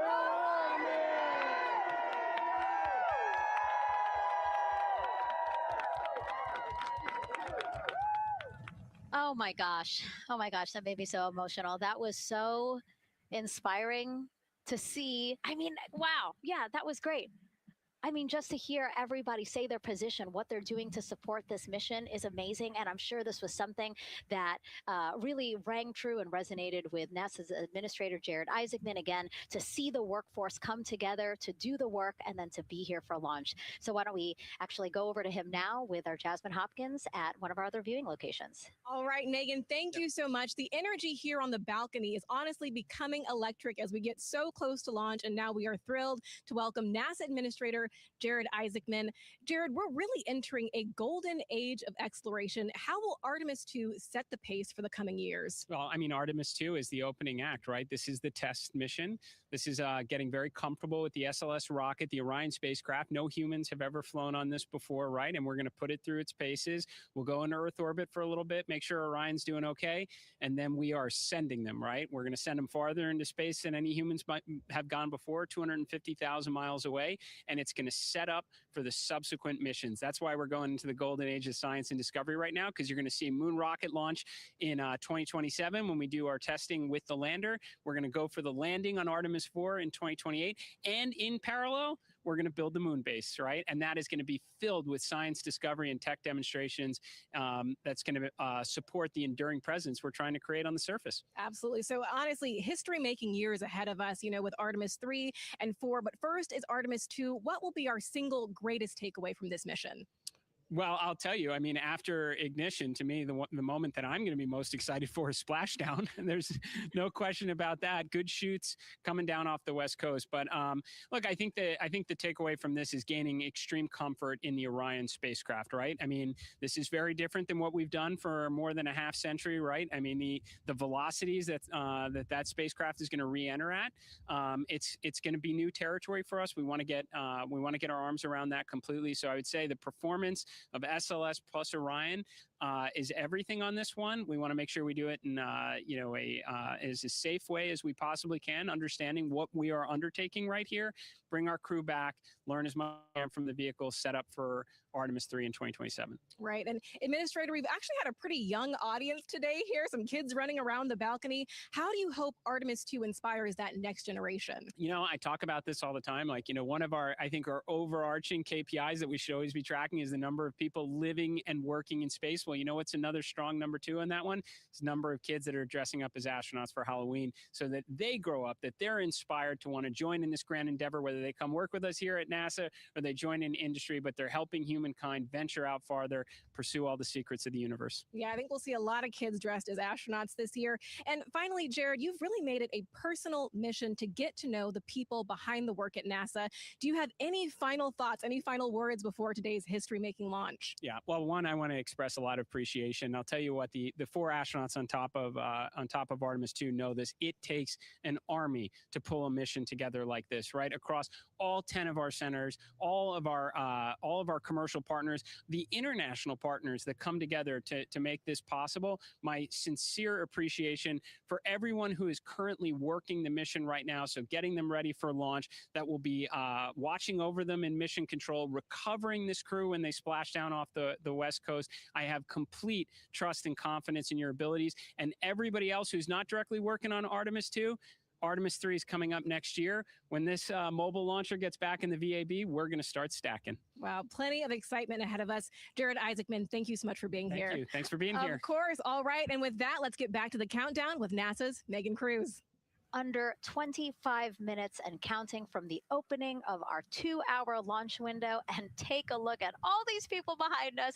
I literally, every moment I turn around and I see the clock, I am like, oh, wow.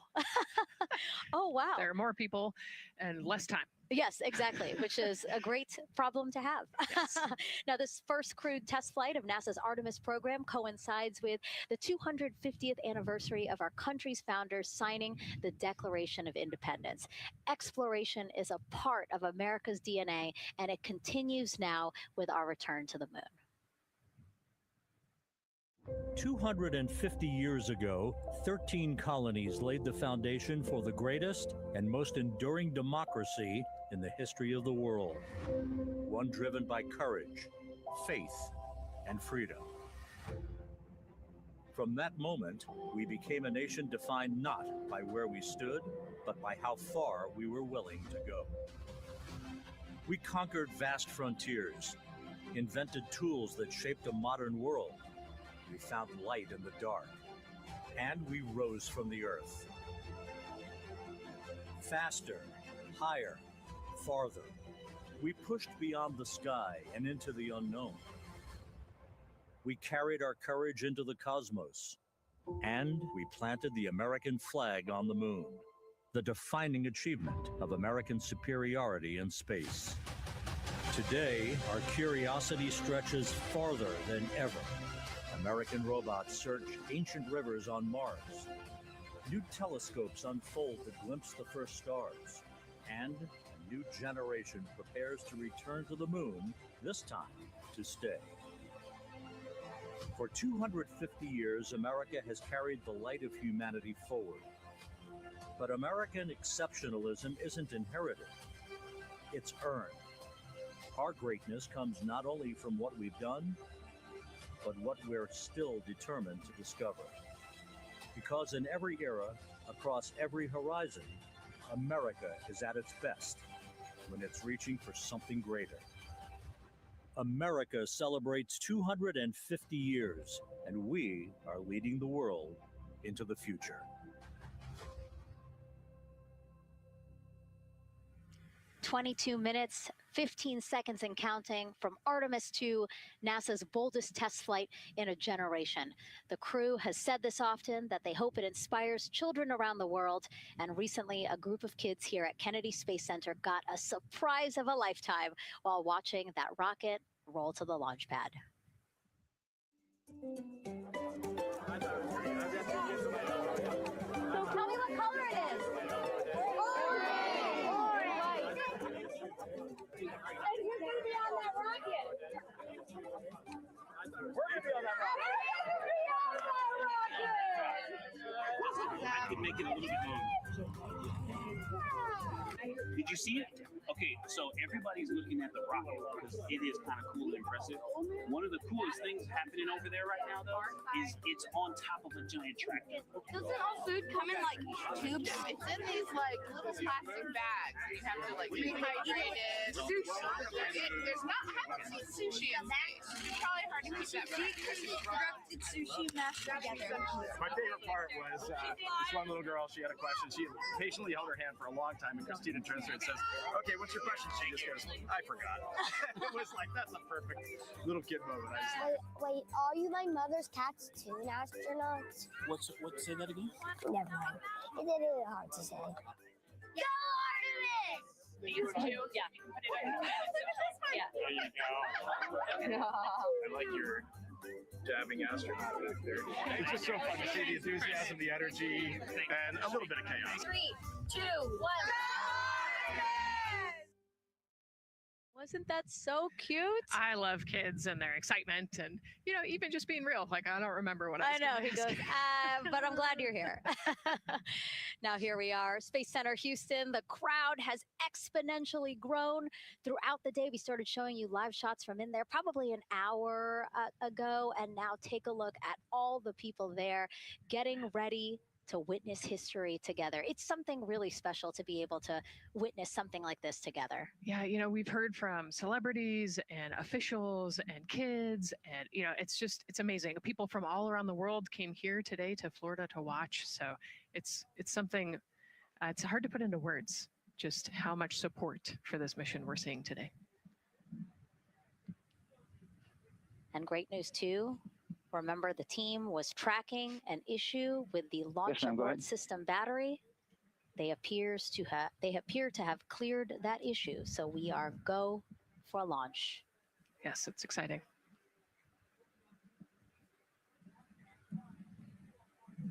U.S. Space and Rocket Center here, Huntsville, Alabama, waving to the Artemis II crew sitting right there inside Orion. Inside of 20 minutes from the opening of our launch window. And right now we are targeting the top of that launch window. So we could be launching here in about 19 minutes, Nicole. Wow, I don't know if I expected this today. I'm excited, and I'm glad they were able to clear the problem with the battery on the LAS, and everything has gone really smoothly today. It's been great. The weather cleared up. It's a beautiful day for a launch. And so now, as we are so close to possibly launch now, just what are your final thoughts as we are about to embark on a mission back to the moon, the first time in more than 50 years? Yeah, just so proud of the crew and all of the teams here on the ground that made this happen. They are carrying the torch from the Apollo era into the Artemis era. And, as the crew likes to say, they want to be the shoulders that the next Copy generation. All. And let's see, GLS, can you help us with that, please?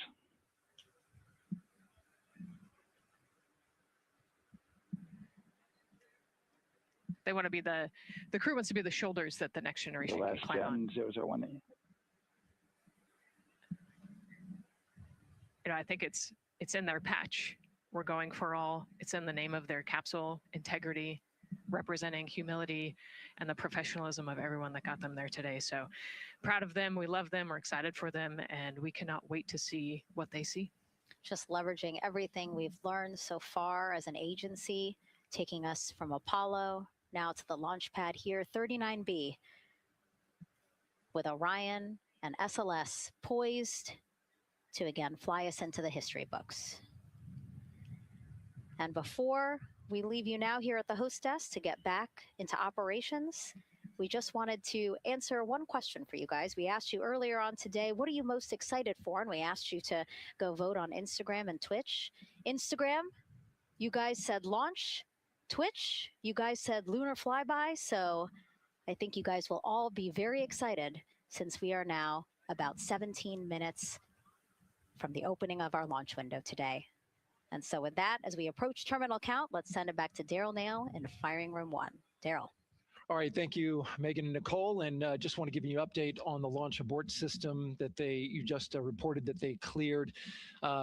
They believe, they're convinced this is an instrumentation failure. So there are 2 batteries on the LAS. The LAS, of course, and with the help of my 2-year-old son's model rocket, Daniel said I could use this, so it's okay. The LAS is right here. It's the tower above Orion.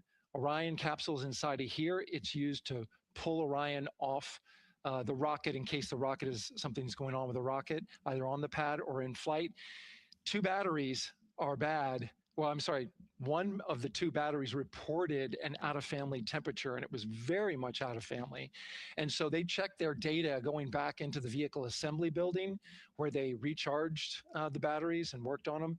And they have good, solid data, they reported, that tells them that this is an instrumentation failure, that there's something wrong with the sensor. And so they took it before the mission management team, which has to accept the risk, any changes to launch commit criteria, which this would be one, and they all fully accepted it. So now we are clear as far as that constraint is concerned. And one quick thing as we count down now, we are getting into the final minutes before liftoff. There's a 2-hour window. We haven't quite set the T0 yet, but this is a list of the cutouts. There are 150 cutouts that are included for this 2-hour launch window. And that's important. They're in very small print. That's important because there's basically 16 minutes inside this window that they cannot launch. And these are because of small things flying in orbit. There's a lot more things in orbit than there were back in Artemis I when we had 35 to 40 cutouts. For that reason, because of these 156 cutouts, they're going to be managing the launch window as we go forward. So they may have to wait out one of these cutouts. They range in time between 2 seconds to 23 seconds, but you'll hear the NASA test director talk through that. We're getting ready to merge that loop from NASA test director Jeff Spaulding.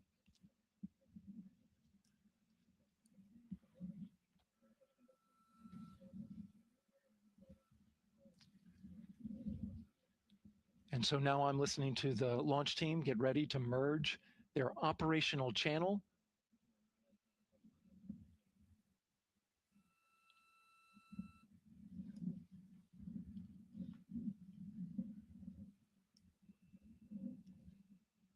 We're now entering one of the most consequential phases of launch day, and that's terminal count, the final 10 minutes. And OTC, NTD on 212 for com check. Good com. How me? I hear the same. STC? 2. GTC? GTC is on 212. All right, copy that. NASA Test Director Jeff Spaulding confirming communications with his team.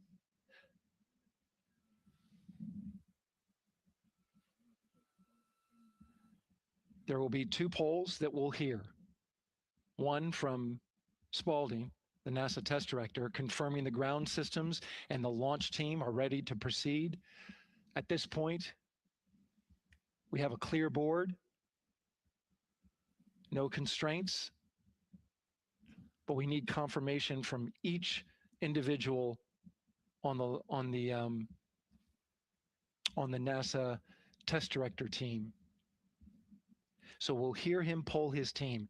The other poll that we're waiting for is the poll from Launch Director Charlie Blackwell Thompson, who will take that final status from NASA management before giving the go to come out of a hold. And you're seeing the clock count down at L-12 minutes.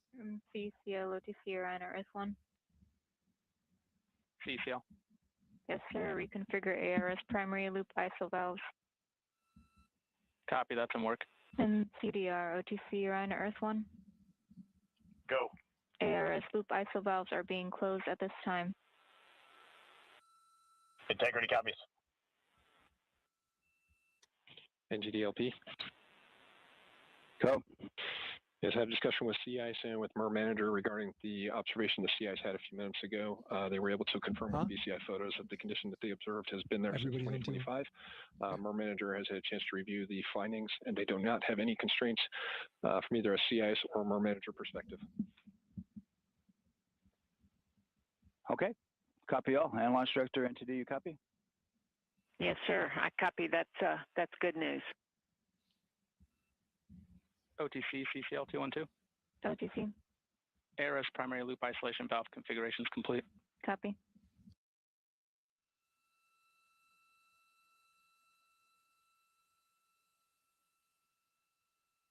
And CGLS NTD, cancel pending, please. GLS copies, and that's complete. All right, and for all personnel, we got a little bit more work to do before we pick up the clock, and we're about a little over a minute from getting to T-minus 10 minutes, but we've canceled the resume time there, and then we'll pick it up after we get through all of our work and anything else that we need to do to get through the remainder of counts. So we'll continue working that to get to our T0 today. So when we get to about 50 seconds from now, we'll extend that hold. CVSE OTC. CVSE 400-290, looking to verify that we are configured for ascent. Yep, give me about 2 more minutes. I'm going to start CMA2 streaming. Copy. NTD, COSE, hold requested. Copy that. I have an LCC violation of O-CT-004, S-band transponder anomaly. This was a transient LCC violation, so transponder 1 had a demodulated SNR estimate that went down to 2 dBm when it should have been between 10 and 13. It is now back up to 12, but we did lose that for just a moment. It does not appear that we lost our bit sync or carrier lock, which would be indicative that we lost our lock with the vehicle. So at this point, recommendation would still be go. However, we do have a pre-planned contingency procedure if we want to look at that. But again, this is transient, so we're back in a nominal range. All right, let's see, LPE NTD. Yeah, we're not seeing that hit. So I guess the question for COSE, was that less than 3 samples? Is that below our persistence? Stand by, let me look. It did look like it did persist for several seconds on mine, but let me take a look at the number of samples.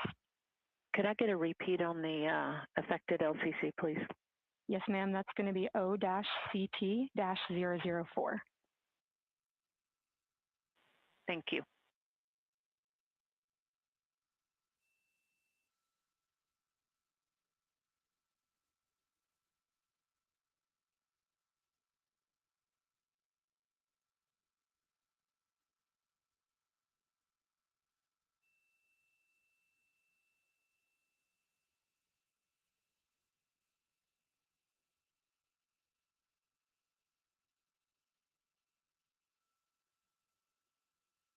Yeah, us taking a look at the data right here, looks like that was a single sample.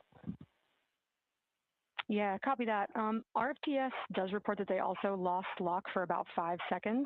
So I would love to ask KUS and see if they also lost lock with the vehicle for any extended amount of period.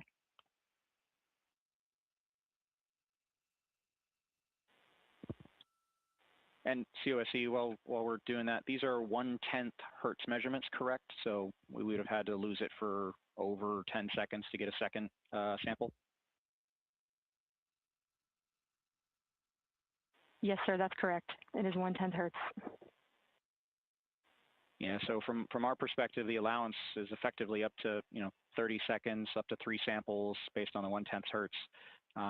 This is not an LCC violation, I believe.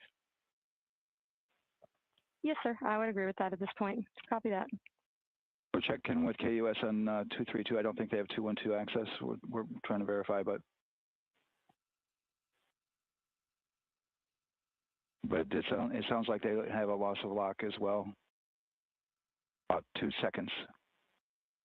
Okay. And I guess for both KUS and COSE, do we have lock now? That's affirmed. We do have lock for COSE.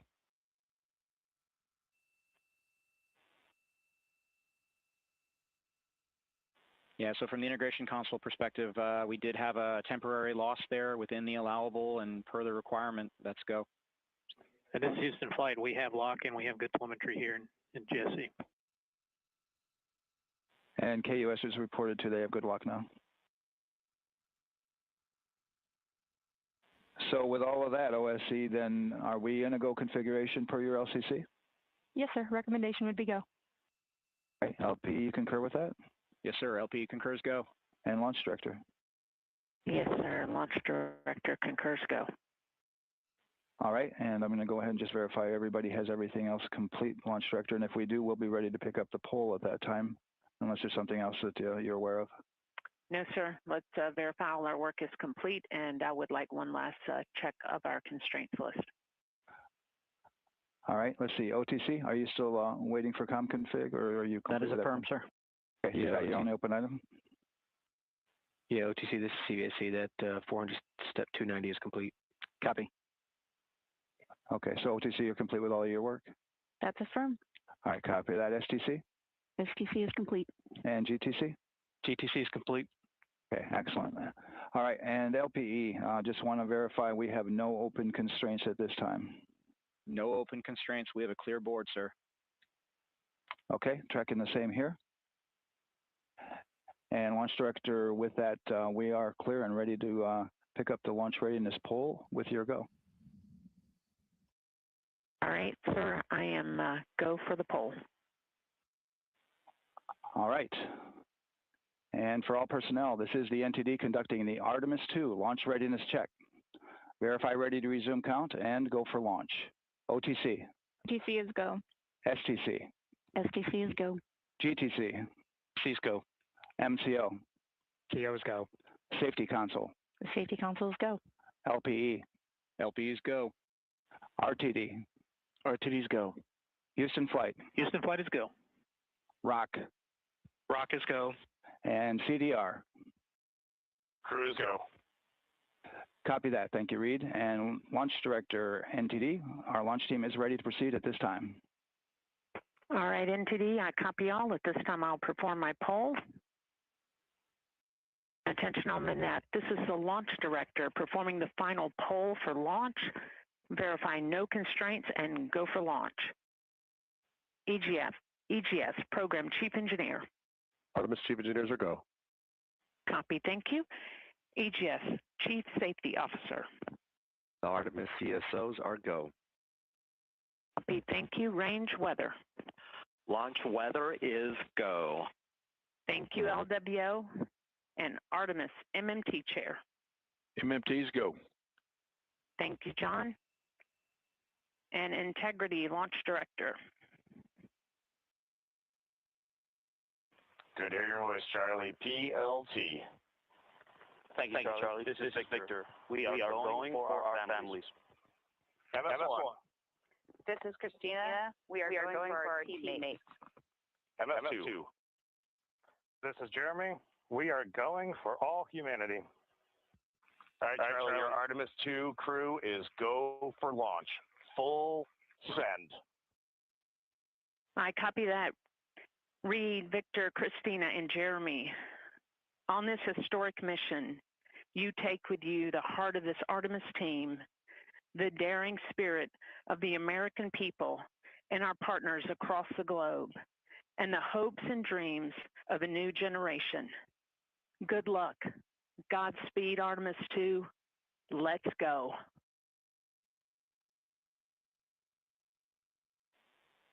And into the launch director. Go ahead, Launch Director.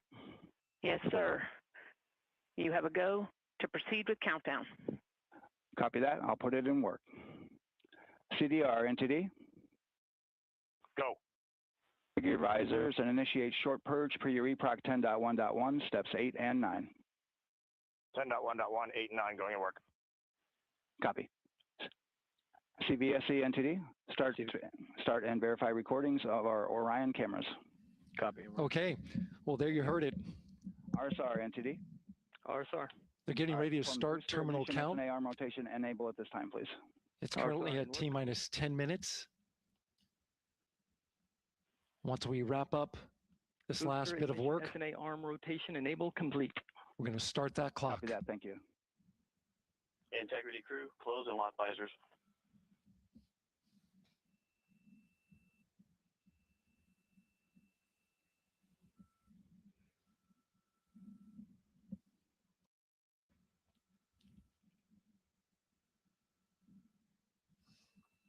You heard an issue, worked in real time with telemetry lock on the Orion.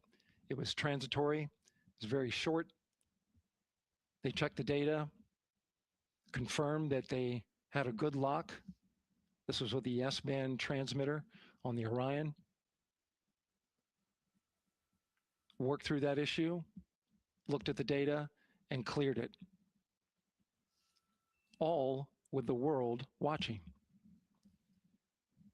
Impressive work by the launch team.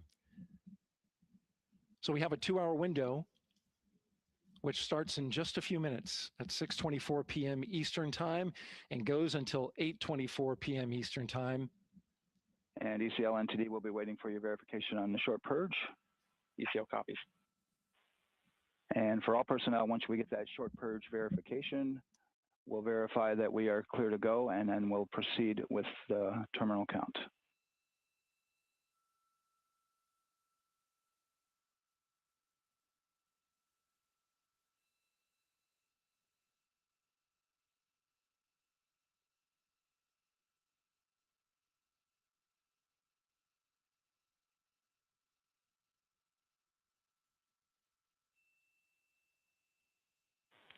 ECL time estimate? About a minute. Copy.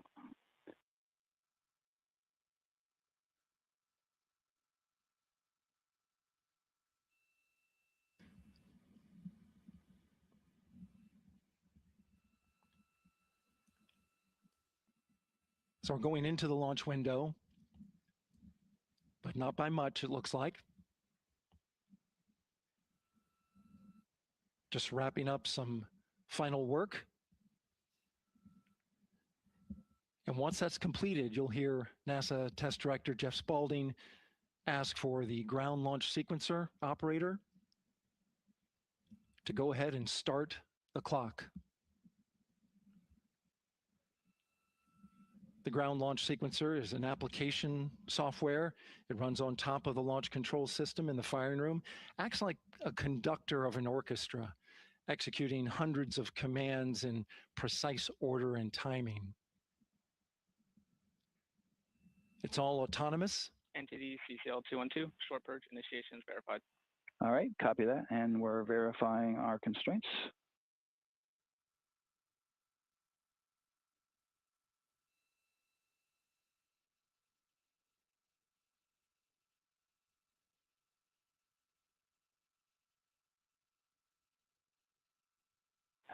All right, and we're clear from cutouts. And with that, we're going to resume the clock momentarily. And CGLS, you can resume the clock on your mark. GLS copies. 3, 2, 1, mark. GLS mainline has been initiated. T-minus 10 minutes and counting.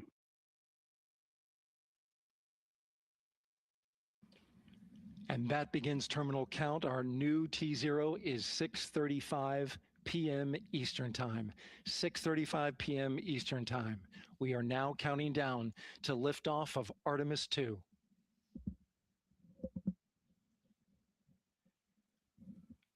From now on, you're going to hear two voices on the loops. If everything goes nominally, NASA Test Director Jeff Spaulding, who's directly managing the launch team, and Alex Bendelos, the GLS operator who closely monitors the software. He has the ability to stop and restart the countdown.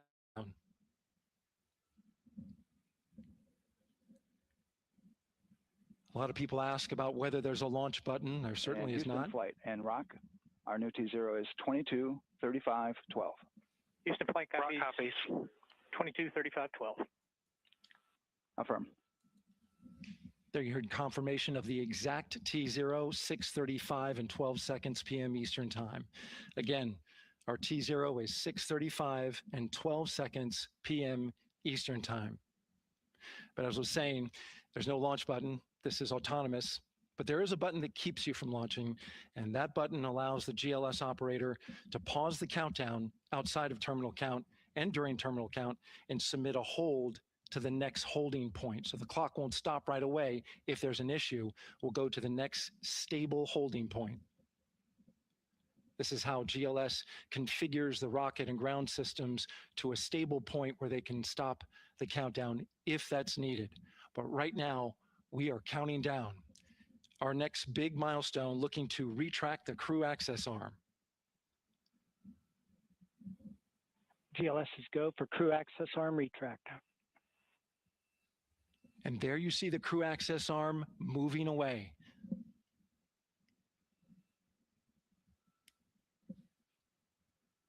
That's the path that the astronauts took to ingress into the rocket.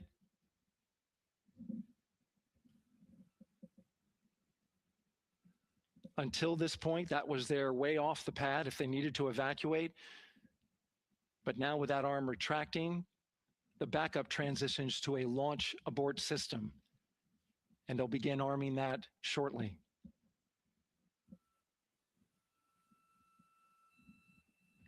Of course, the launch abort system, great shot there of the crew access arm retracting away. The launch abort system is the tower at the top, and that's what would pull Orion and its crew off the top of the rocket in case of an emergency, whether it's on the ground or in flight. This is critical safety hardware that protects the lives of the astronauts.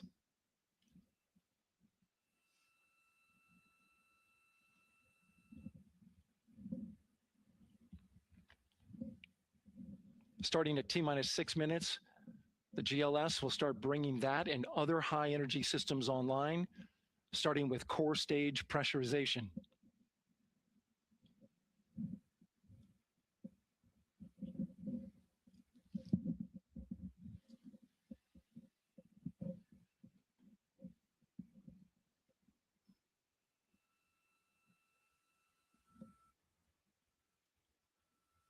Weather is 90% go. All systems are go.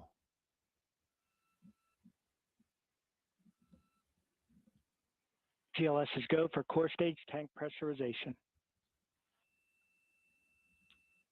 That means the replenish valve for the liquid hydrogen tank has now closed, and that tank is beginning to pressurize to flight levels because that hydrogen is naturally boiling inside the tank. We'll get the liquid oxygen tank a little later in the count. Now the team is waiting for verification that, if needed, the Artemis II crew could use the launch abort system to pull Orion safely off the top of the rocket in an emergency. Let's listen in for that call. GLS verifies last capability available. And CDR, do you copy? CDR copies, last available. That's great news, and you heard the NTD verify that with the commander of the mission. GLS is go for FTS arm. Now work is being done to arm the flight termination system. This is so the range safety can send a flight termination command if the rocket flies too far off track. There's a brief built-in delay, so the launch abort system has time to pull the astronauts to safety first. GLS is go for LH2 high flow bleed check. All right, the high flow bleed check. That's so the cryo team gets verification that the RS-25 engines, all 4 of them, are in the proper temperature range for launch.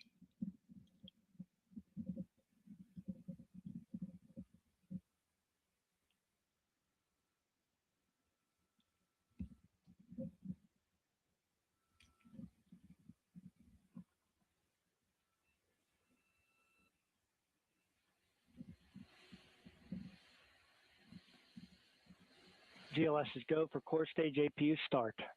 Core stage APUs start. Those are auxiliary power units, high-speed turbines, which provide pressure to hydraulic pumps that steer the RS-25 engines. We're going to see a gimbal test a little later at T-minus 2 minutes and 30 seconds. This is what allows that to happen.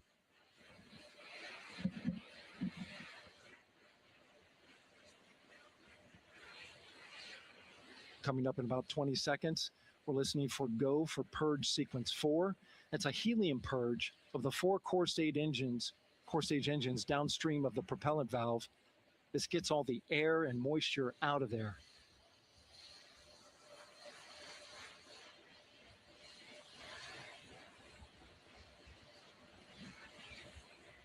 GLS is go for purge sequence 4. Moving through the milestones. All is looking good.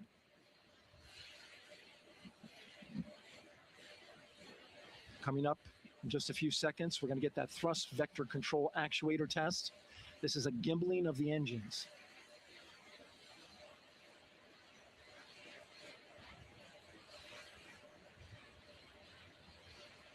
There are the 4 RS-25s, 3 of them shuttle heritage, 1 of them built from shuttle parts. And there you see them moving.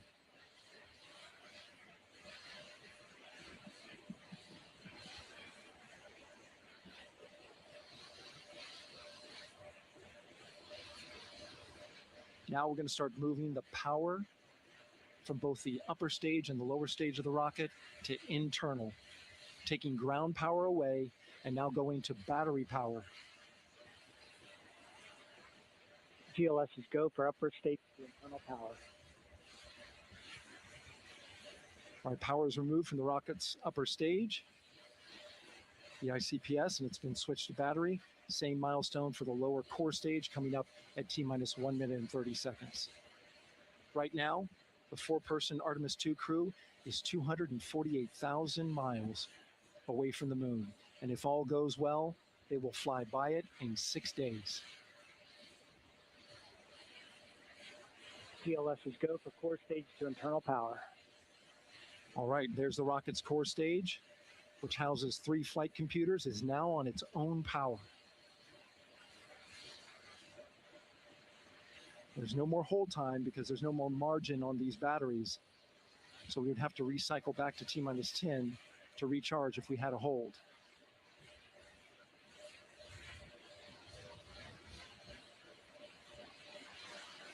One minute.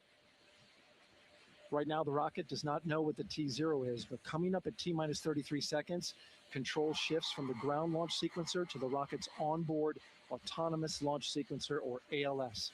The rocket will count itself down, but honor any holds that could come from the ground. Now, shortly after liftoff, Houston will take control of the rocket, and my colleague Gary Jordan will take over commentary. GLS is go for ALS. Great call out. The rocket is on its own. 4 brave explorers ready to ride the most powerful rocket NASA has ever launched. Sound suppression water is flowing. 15. And here we go. 10, 9, 8, 7. RS-25 engines lit. 4, 3, 2, 1. Booster ignition. And liftoff. The crew of Artemis II now bound for the moon. Humanity's next great voyage begins. Good roll pitch. Roger, roll pitch. Houston now controlling the flight of Integrity on the Artemis II mission around the moon. Integrity, AMT high. AMT high. On time, passing 30 seconds into the flights. Integrity passes the alternate beacon. Target milestone. Mission Control Houston saying good performance on the main engines. Space Launch System core stage. Integrity, 3 miles in altitude. Traveling more than 1,200 miles per hour.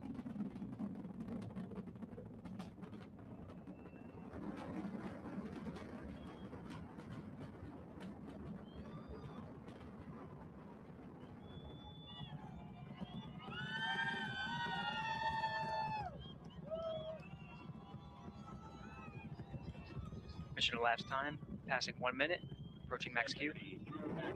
On, Ponce de Leon. Stan, we have you loud and clear on Ponce de Leon. Have you the same? Communication signal transfer confirmed as Integrity and its crew go supersonic. Approaching 90 seconds into the Artemis II mission. Integrity is 14 miles in altitude, 8 miles downrange, traveling more than 2,600 miles per hour.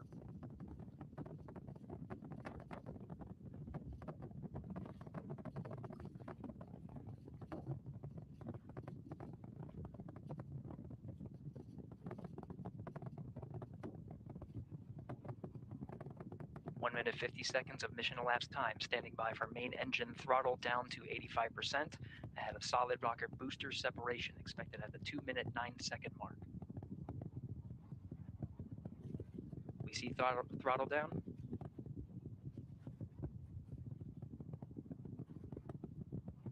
Confirmed separation. Main engine's throttling up, guidance converged.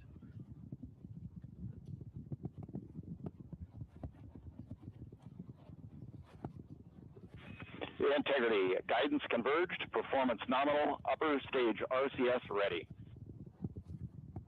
Copy all, Stan. Integrity, SM priming complete. SM priming complete. 2 minutes 45 seconds of mission elapsed time into the Artemis II mission. Thrusters on Integrity and upper stage confirmed in a ready state, ahead of service module fairing separation.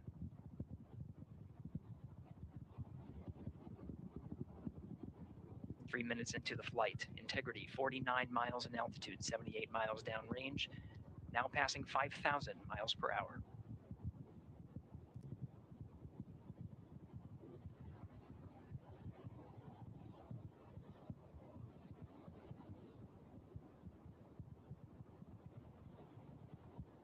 Standing by for launch abort system jettison.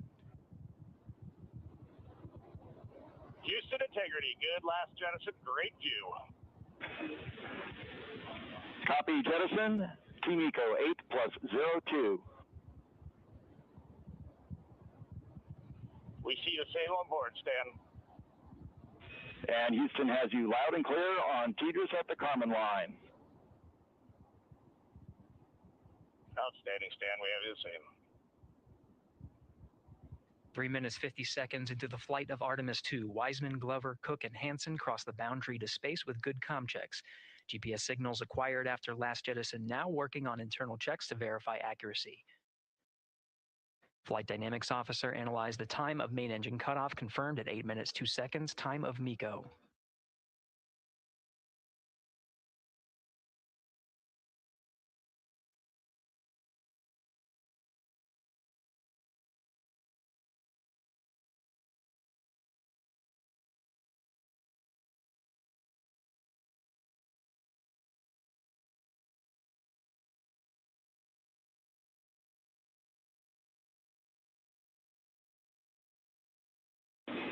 Integrity, GPS processing.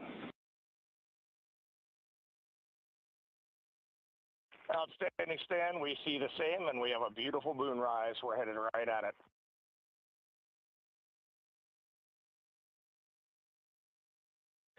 Approaching 5 minutes into the flight, Commander Reed Wiseman confirms he has visuals of his destination. GPS guidance, navigation, and control software finishes internal checks and sends to navigation channels.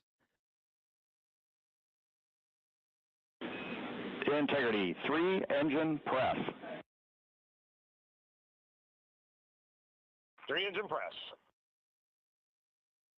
On time, now passing 5 minutes, 20 seconds of mission elapsed time into the Artemis II mission. At this point, 3 good main engines are all that's needed to carry Integrity to a nominal main engine cutoff target. Though at this time, we're seeing 4 good engines here in Mission Control Houston. Integrity, 75 miles in altitude, 330 miles downrange, approaching 10,000 miles per hour.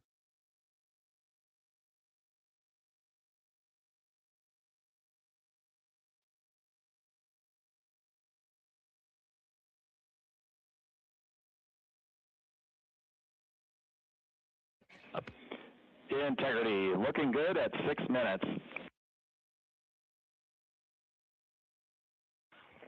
Same on board, Stan. Good trajectory and engine performance. Booster officer will soon report the shutdown plan to Flight Director Judd Friedling, expected at the 7-minute mark. Integrity, 78 miles in altitude, 460 miles downrange. Integrity, expect nominal shutdown. Integrity copies nominal shutdown.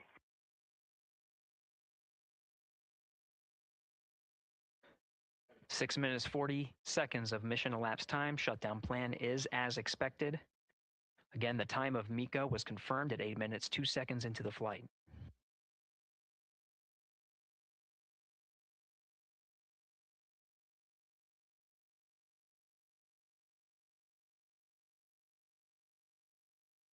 Seven minutes of mission elapsed time. Throttling down as we approach the abort once around option. Milestone at the 7-minute, 30-second mark. Now 84 miles in altitude, 650 miles downrange, traveling more than 15,000 miles per hour. Integrity, AOA open. AOA open. The window is now open for an abort once around option that would target splashdown in the Pacific Ocean. Still following nominal ascent at this time.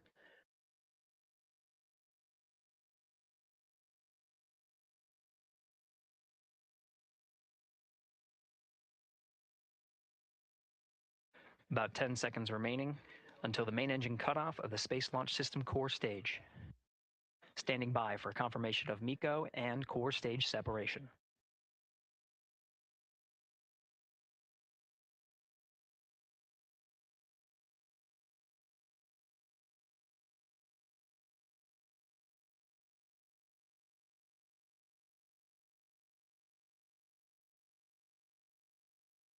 Integrity and nominal MECO, core stage separated.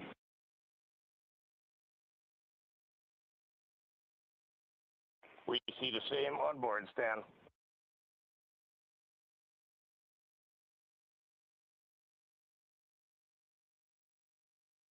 Eight minutes, 40 seconds into the flight, we have a nominal main engine cutoff heading in the right trajectory on the way to swing around the moon. Core stage has separated, done its job. The Space Launch System upper stage, the Inner Rim Cryogenic Propulsion Stage, or ICPS, still attached to the Orion spacecraft.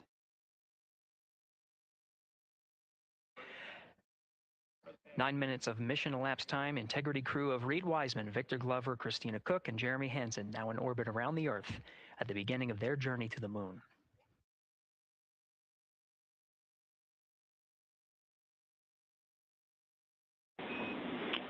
Integrity Houston, looking ahead to PRM, numbers so far per the pad.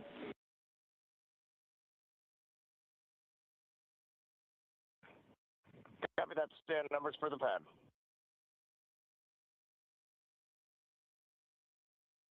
Capcom Stan Loves now reminding the crew that the perigee raise maneuver time of ignition is as expected prior to booster ignition. That time being 49 minutes, 50 seconds of mission elapsed time.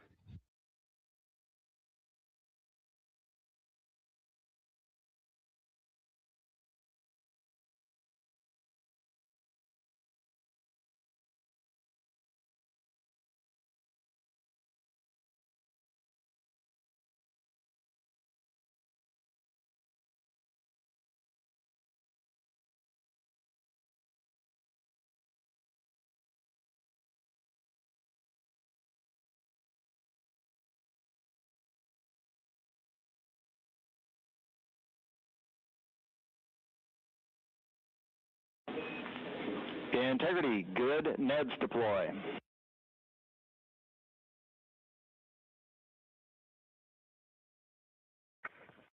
Copy that, Stan. Good, Neds.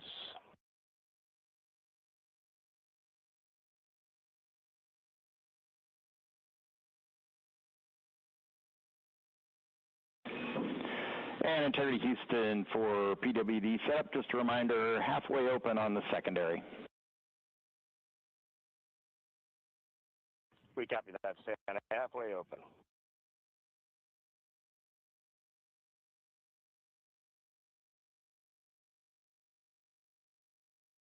Passing 11 minutes of mission elapsed time. Here, overhearing the conversation between Capcom Stan Love and Commander Reed Wiseman, already passing some milestones. We have a good nozzle extension deployment system. That is confirmed. Complete. We also have the visors are confirmed up, now past the dynamic phase of flight, that is ascent. Their launch and entry suits that provided them an extra layer of protection, now not as needed. They're going to raise those visors. And later in today's mission, they will begin to egress or get out of the suits to begin some of their initial tasks of activating some of the systems aboard in the Integrity spacecraft. It's passing 12 minutes of mission elapsed time. Again, the perigee raise maneuver that's targeted near 50 minutes of mission elapsed time, 49 minutes, 50 seconds. That's what the crew is going to be working towards. The Commander Reed Wiseman, pilot Victor Glover will focus on preparing for that milestone. In the meantime, mission specialist Christina Cook and Jeremy Hansen will start some of the activation of environmental control life support systems. You may hear confirmation of their activation over the Orion to Earth communication network.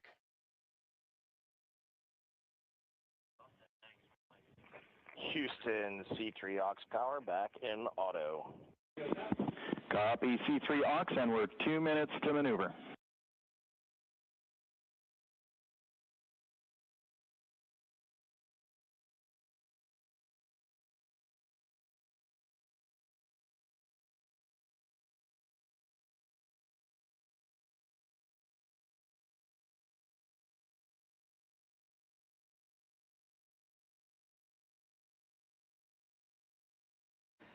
"13 minutes and 30 seconds of mission elapsed time. We're going to continue to follow the crew of the Artemis II mission. They are beginning their journey around the moon to verify the systems that will take us to its surface. An incredible ascent Artemis II is underway. Reed Wiseman, Victor Glover, Christina Cook, and Jeremy Hansen begin their journey to the moon. Still milestones to come up as we await solar array deploy and the critical burns that will get Integrity into high Earth orbit around the Earth before engines are fired to get us around the moon. We'll keep tabs on Integrity and its crew from here in Mission Control Houston. But for now, we're going to send it back to you, Megan and Nicole at the Kennedy Space Center. Very jealous to hear how the launch experience was over on the Space Coast. Yeah, Gary, if people are just joining us, welcome back to the Space Coast, where we just saw Artemis II lift off 14 minutes ago. And wow, what an amazing launch, and an emotional one too. As soon as the rocket lifted off, Nicole, you had tears in your eyes, I had tears in my eyes, and we had all these people around us cheering. It was amazing. Yeah, the energy was wonderful. I mean, it was a beautiful launch.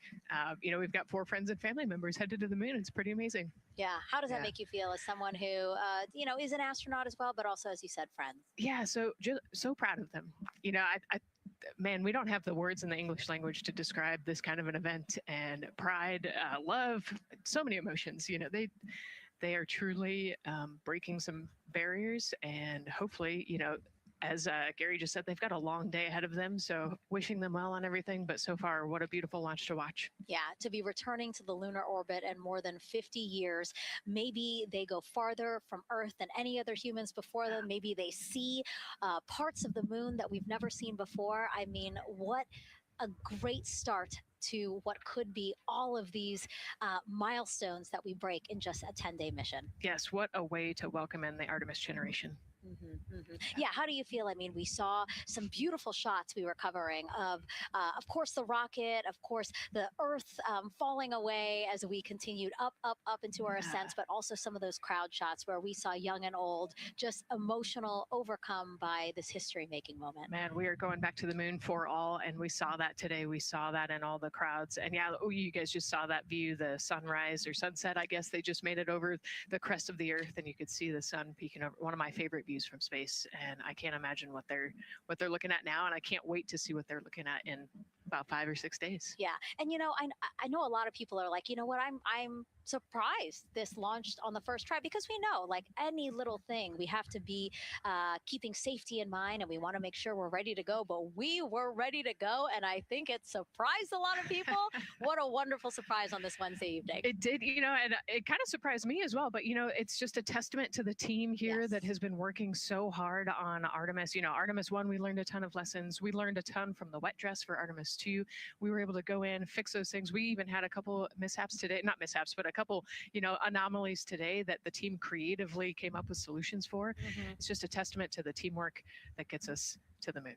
And so we can continue to watch Christina, Reed, Victor, and Jeremy on their way now to the moon in Earth's orbit, and awaiting the next in-flight milestones, deploying Orion's solar arrays. So why don't we get back in with Mission Control and Gary.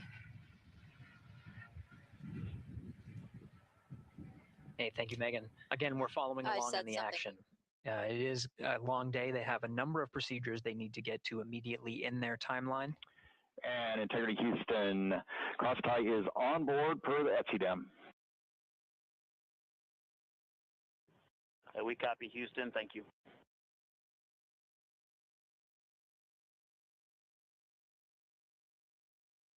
Cross-tie referring to flight controllers here initiating a connection between some of the batteries aboard the Orion spacecraft, allowing for an even distribution of power. This is the flight control teams that took us through ascent of the Artemis II mission today. Right now we're, as you see, passing 18 minutes of mission elapsed time.